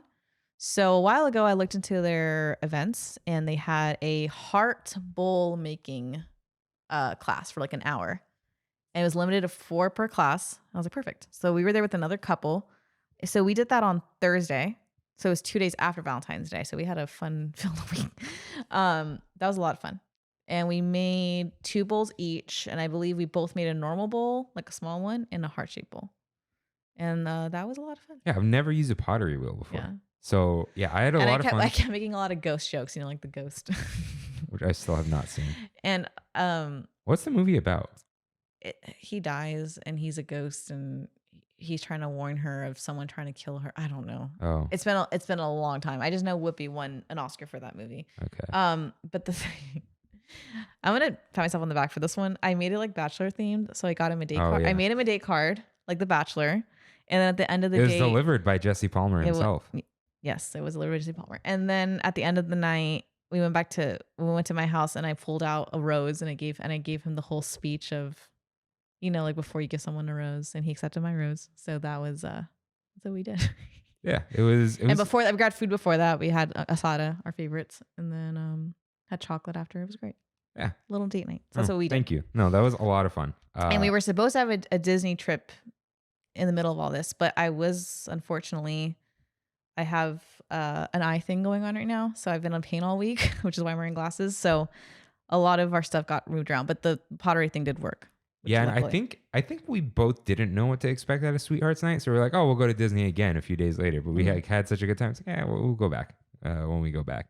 But the only thing that's keeping me from, or that I want to go back for, is the ride, which at this point we're just gonna get a Lightning Lane because it's been already almost a month, I think. No, not a month. When did it open? 27th. It'll be a month next week. It's been open. Yeah. So still running it. So yeah, had a lot of fun. I do recommend pottery classes. They're really cool because it was like he showed us in a minute and a half what to do, and he's like, "Sit down, here you go," and then he helped a lot. If any of you guys do pottery, let me know how long it took for you to center something, because that was the one thing we couldn't do. He'd have to center really it for close. us. I got really close. If you know what that means, yeah. Yeah. But yeah, it was cool because it was just like trial by fire, get in there and make a thing. And he helped, but it was very cool. So shout out to Art Barrow Studio. And there's also one in Costa Mesa. And the reason why I liked this class specifically is because it was limited to 4 people. So it felt a lot more like private. Like he had more time with each of us to show us how to do it. And as soon as you were done, he would take off the clay and then put another one and be like, all right. And then like we had the water, we had the sponge, we had all the carving tools, which was a lot of fun. Yeah. So Eduardo writes in, we have it so good. I was sitting at DCA Starbucks doing some homework because sometimes you got to do what you got to do. I was also sipping on the delicious coconut lavender matcha foam iced coffee from Lunar New Year's Lucky 8 Lantern. Disrespectful to Starbucks, maybe. The drink was very good when all of a sudden Goofy came up to me, got my attention, shook my hand, and went on his way. I'm not a big fan of face characters, but I've always loved fur characters. To conclude, we have it so good. Disney Starbucks, for the most part, there's always a calm section to them.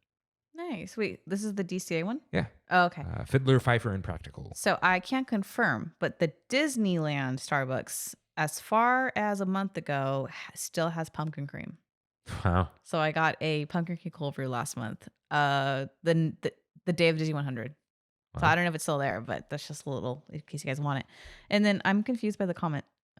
Disrespectful to Starbucks. Oh, like he's drinking coffee from Lunar New Year at Starbucks. Oh, I was like, what? That's pretty funny. Lunar New Year. We hardly knew ye because It's already over. The day after Valentine's Day was over. We hardly knew year. No, I just like, we got so burned by it. I didn't enjoy it. And then like someone made a good point online that it was more Latin Asian fusion. It wasn't truly Asian. So I was like, No, there's a lot of dan noodles and whatever. Yeah, but I didn't even try the what was it, like a pizza bao and like a birria egg roll. I kind of wanted to try. No, I was kind of whatever about it. I was like, meh. Whatever.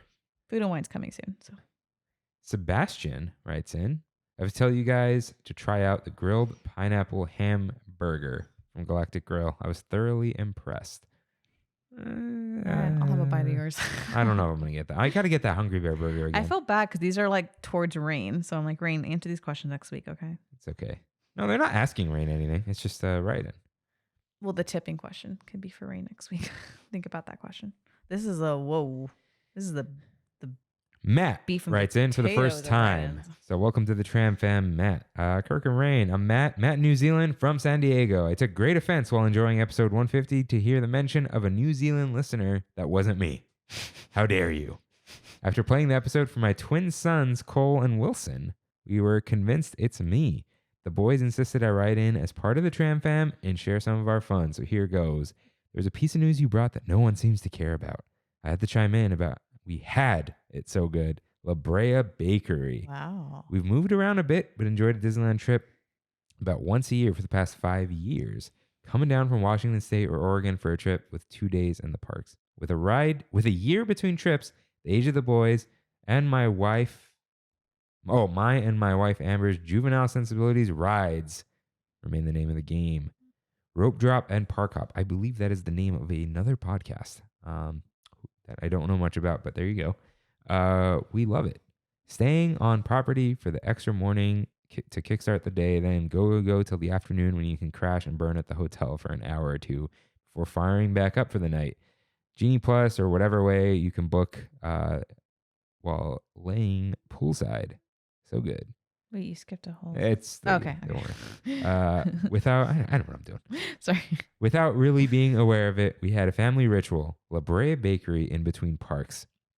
With the early start and fast pace, we were typically ready to hop parks right around 1 p.m. Perfect for lunch. You can do that at 11 now. Ready for a break. La Brea was an oasis where we can enjoy some fine food, a comfortable seat, a cold IPA, some world-class people watching, and some reminiscing about the morning. Chef's kiss, he says. Its prime location, steps off the Esplanade, limited weight, and inclusion of leafy options was absolutely ideal. Just about every day at the parks included a respite here for our family. They were fine times, even the one where some drunken guest was yelling at people at the table next to us and got kicked out. We may not follow a Trammin pace taking in the many dining options in the park, except churros, plain standard cinnamon non-candy coated churros. But until then, La Brea Bakery, you are missed. Thanks for sharing your trips and bravo on the podcast. We do have it so good. I'm a huge Disneyland dork and have been taking in Disneyland podcasts almost exclusively since I knew they were a thing. Every year or so, I'll search up Disneyland in a podcast app and see if anything looks new or interesting. I stumbled across Trammin when you're at about episode 120. Glad we come up when people just type Disneyland. That's awesome. And the first random episode I sampled included In-N-Out, Del Taco, Cal Poly, and Splash Mountain is a great ride, love for Lord of the Rings, and inflatables at Universal, where we were heading a month later. I'm a Cal Poly slow graduate, huge fan of the double with well done fries or mustard fried. I don't know. Who runs across the street to Del Taco to round out a meal for the fam. A month before the first sampling, we debated as to whether In-N-Out or Shake Shack had a better burger and also concluded they were in different categories, which you somehow also managed to cover. Yes, we did. We never miss. We sing Zippity Doo-Dah regularly, had a great time on the Universal Tram Tour, and dig our proximity to the Shire in New Zealand. Mix in some occasional Spanish and ample Mexican food. How could I and we not continue to listen? A perfect pairing. Keep up the fine work, dudes. One guilty admission, though, having never driven and parked at Disneyland, we have never been on the tram. There's always next time. Maybe we'll take that one free ride at the parks. Cheers, Matt. So, first of all, thank you for writing in. Rain often listens to the episodes that he is not on, so he'll hear this. Hi, Rain. So, because he goes, I could be a listener this week. I definitely recommend you do you do a round trip on the tram. You might the only thing about it, you have to get if you start at the park side. You'll have to get off and then go through security. Again. So I would say do that midday. Don't do that during No. I got 5 p.m. or the morning. Don't do it in the morning. I think. Or the fireworks. I would, because you got to tram in. So take the monorail out.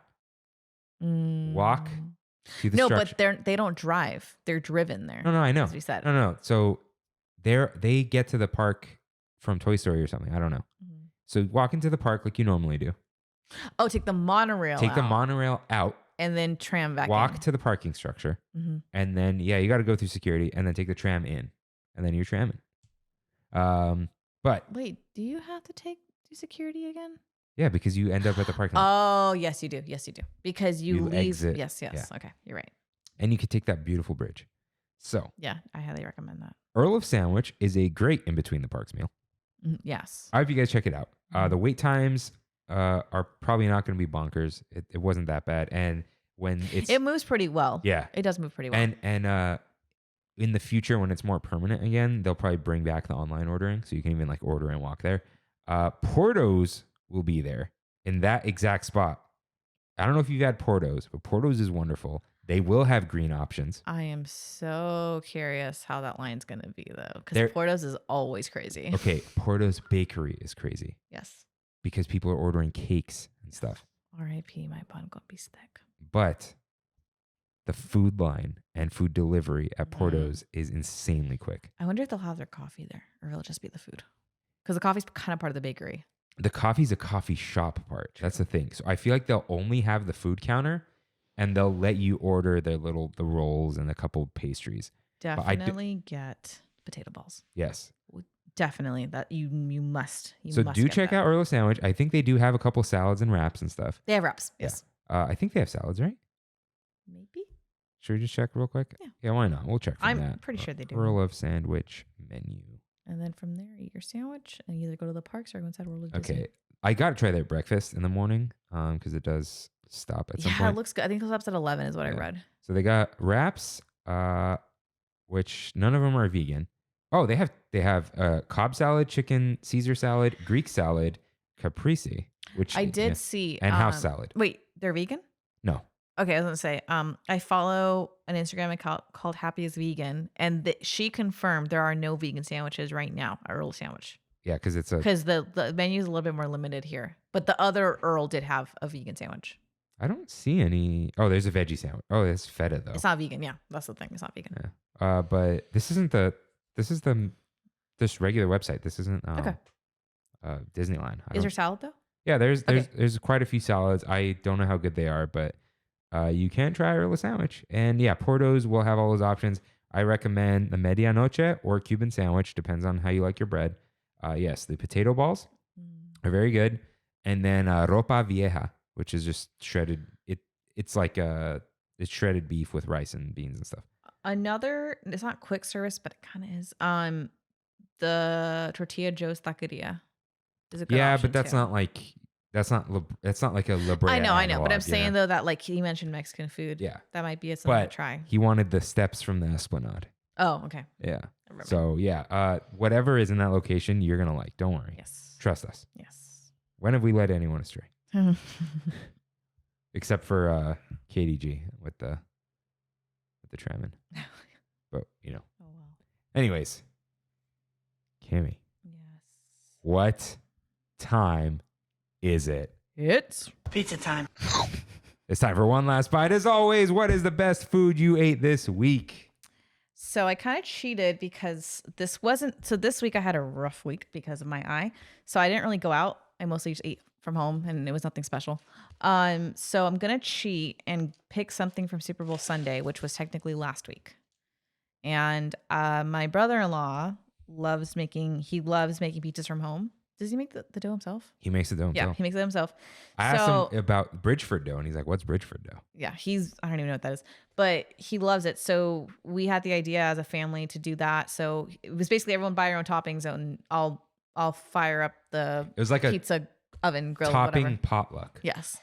So, but he had pre-made all the dough. He had like Yeah, so it was crazy. it was so good. At first we just made a bunch of them. Everyone made their own. I think at one point I made one and then he burned it, which was still delicious. But then he made another one. Amazing. But it was so good. Because Super Bowl Sunday, we kind of just, that was like the entree, but they made a bunch of little snacks everywhere and stuff. So, but that was like the thing that we just made a bunch and we just cut them all up. And then my family, we all just like ate out of it. It was so good. I think your mom actually cut the burnt pieces off, but I ate one afterwards and it was still great. Yeah. Oh, have you heard of, I guess they do this in Chicago with the deep dish, crust in honey with a little bit of the tomato still on there. I got to try that.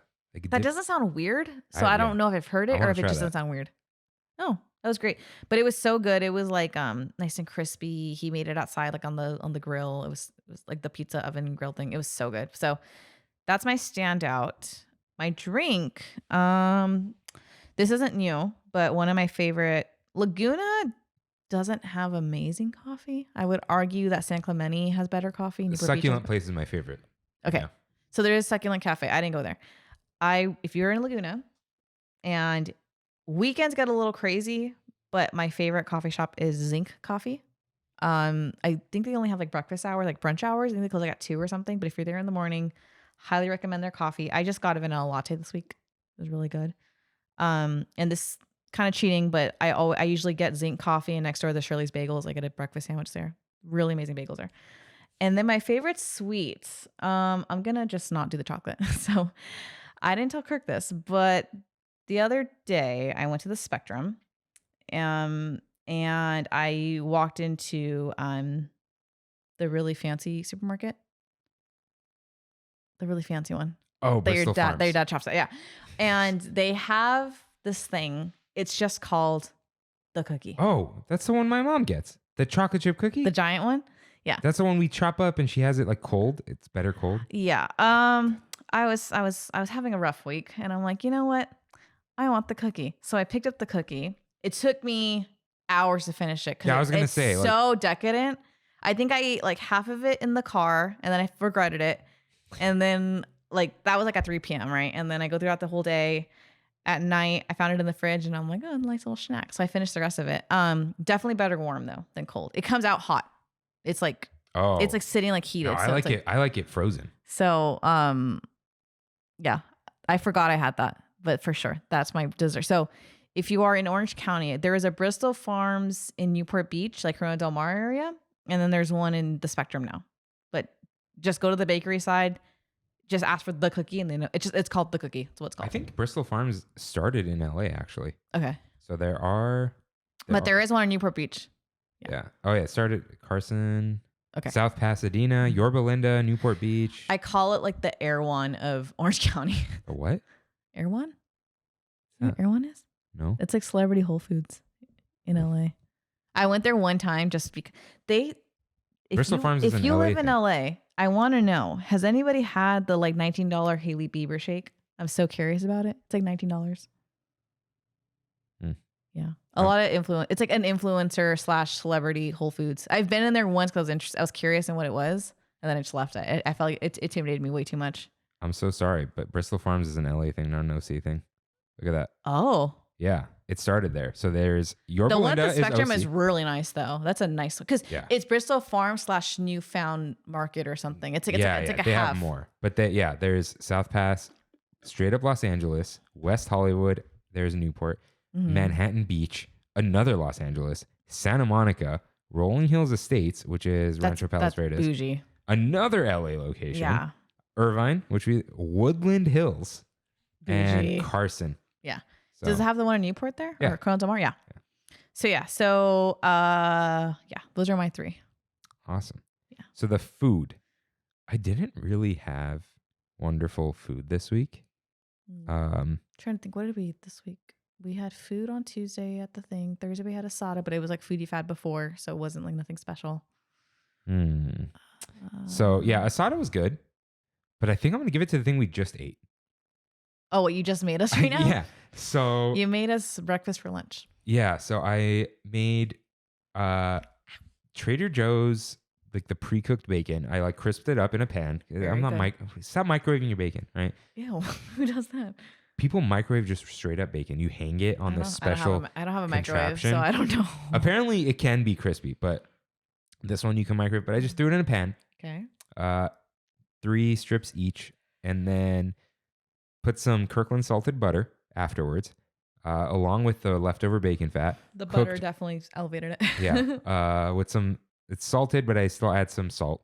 So 4 large eggs, 2 each, but I scrambled them all together, left them still like pretty fluffy. And then, took some pita bread. I forgot which bakery it is, but it's like the one, the thicker pita bread, but not like this Trader Joe's pita bread. All right. It's like an Armenian bakery. Threw that in the pan, heated it up, not too crispy, mostly soft. And then I did what I don't normally ever do.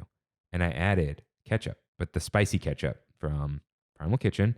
And you added Cholula. I'm like, I'm going to make it the way you made it. So I made it, kind of folded it into like a taco half open burrito type thing. Honestly, it was really good. I thought it was great. It was one of those, because we're going to eat dinner later and you're like, we can't eat out twice. Like, what can we make from home? And you're like, do you want breakfast? You want this? And I'm like, actually, because I had oatmeal this morning. I'm like, yeah, like I could use like some eggs and bacon today. Well, and so like, it really like completed the breakfast experience for me. Yeah, it's like we're talking about tipping and how much food costs. We're like, let's not eat out twice. We don't need to, right? The only thing that was missing for me was some kind of vegetable. That's fine. It's fine though. You need a vegetable every meal. You just need a vegetable during the day. Yeah. You know what's funny? When I'm offered home, you carrots. When I'm home, I don't eat a lot of vegetables, but then I suddenly become aware of it when I'm not home. It's so funny because I mean, I eat vegetables, but like cucumber, broccoli. I'm not like people that are like, I'm gonna throw in red cabbage and I'm gonna throw in all these other stuff like stir fried. I'm like, I'm not that. I just like throw it in the air fryer and then just eat whatever comes out. So yeah, I'm gonna give that to myself. Pat on the back. I'm also gonna pat myself on the back once again. So if I'm sure at least one of you knows of James Hoffman. He's a coffee YouTuber, but he's like an actual coffee expert. So I've been making pour over forever. Sometimes it's great. Sometimes it's really bad with the beans I get. So I'm like, okay, let me do his Hario V60 method. I don't have a Hario V60. I'm going to buy one, but I have just some pour over carafe. So I followed the method as close as I could. I don't have like the timer with the scale and whatever, but like close enough. Past 2 days. Amazing cup of coffee. Black coffee. And you text me and you're like, oh, this was so good. Yeah, Major Dickinson's. It's a Pete's dark roast. Okay. And yeah, I used to really like it, and then I don't know if I messed something up. It hasn't been good, but I did this method. Amazing, clean, dark cup of coffee. I hate acidity and sourness. There's none of that. So I'm going to give it to that. And the sweet, I'm going to give it to the little s'mores thing I got at La Rue du Chocolat. Laguna. Pepper Tree Lane. Yeah, in Pepper Tree Lane next to the Gelato Paradiso. And we debated that, but it was so cold. Yeah. So it's not much. Oh, there was a hidden marshmallow inside, but it was just like chocolate with like a graham cracker flavor. Kind of tastes like See's Candies, which I love See's Candies. So I'm going to give it that number 1. Nice. But now it's time for one last fight. Lightning round. Trader Joe's heart-shaped caramels, salted, or the heart-shaped dark chocolate cookies. What's that? The Valentine's cookies that are like the minty little stars, but the hearts. We got those so early. But they're not minty. No, I know. Oh, the caramels. Caramels? Easy. Yeah. I think I'm gonna give it to the cookies. Okay. I just love eating crunching. So the on caramels, cookies. for people that didn't see it, they were like in a package, like a small one, and I think they sold them like next to the register, and they're like chocolate. They're like heart shaped. And there's caramel filled. Yeah, they put them all over there. I found it in a basket because they have the little basket. And then the pink box, it's like like the box of like there's like a bunch. Of and they're much bigger than those minty stars for Christmas. I love minty stars. Well, during Christmas they also just have the dark chocolate stars, so I assume it's the same. But it's a chocolate cookie covered in dark chocolate with the nonpareil sprinkles. So you're gonna give it to the caramels, yes, which I liked a lot, but I'm gonna give it to the cookies. Speaking of mint, this is just a little tangent. I was really heartbroken this week because this would have been my sweet of the week if I got my hands on them, but I did not. I went to Son of Gel. I went to Gelson's Pavilions. And there was a sweet little girl and her family there selling Girl Scout cookies. And I was like, oh, I need cookies. I have not had a Girl Scout cookie in like, I don't think I had any last year.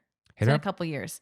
No, but like I go and I had cash. I never have cash. And I'm like, I'm going to get myself a box of Thin Mints to drown out my sorrows. And they didn't have them. And it's like top 10 anime betrayals for me. It was like so sad because I love Thin Mints. Everyone online is like, Simones are the best now. Thin Mints are the best. And I will die on that hill. That Thin Mints are the best. I don't like them as much anymore because the minty stars are better. And so are the specific peppermint Oreos or peppermint bark Oreos. No. I think for me too, the allure of it is that they're only here like once They're a year. just So too it's like waxy. this, like I love Thin Mints. So I will die on the hill. hit up Robert. Yeah, he's the one that had it, right? Yeah. Yeah. So I believe they sell those online as well because he said during Christmas, like, hey, season's coming up. So hit him up in Discord I will. and check out our Discord. Yes. Or Uh, if you see this, Robert, before I get to that, put your link. I will support his daughter. Yes. Yes. Yeah. So with that, take us out. I don't know. Give us some sort of thank you or whatever. Thank you for watching. Thank you for welcoming me with open arms. I don't know when you'll see me again, but this was lovely and somewhat romantic. I don't know, somewhat lovely. I guess I'm trying to think of romantic words. We'll see you real soon. Bye. Bye. Thanks for traveling with us today, and we hope you have a happy and memorable visit to the Disneyland Resort. Please lower your head, watch your step, and exit to the driver's right-hand side only.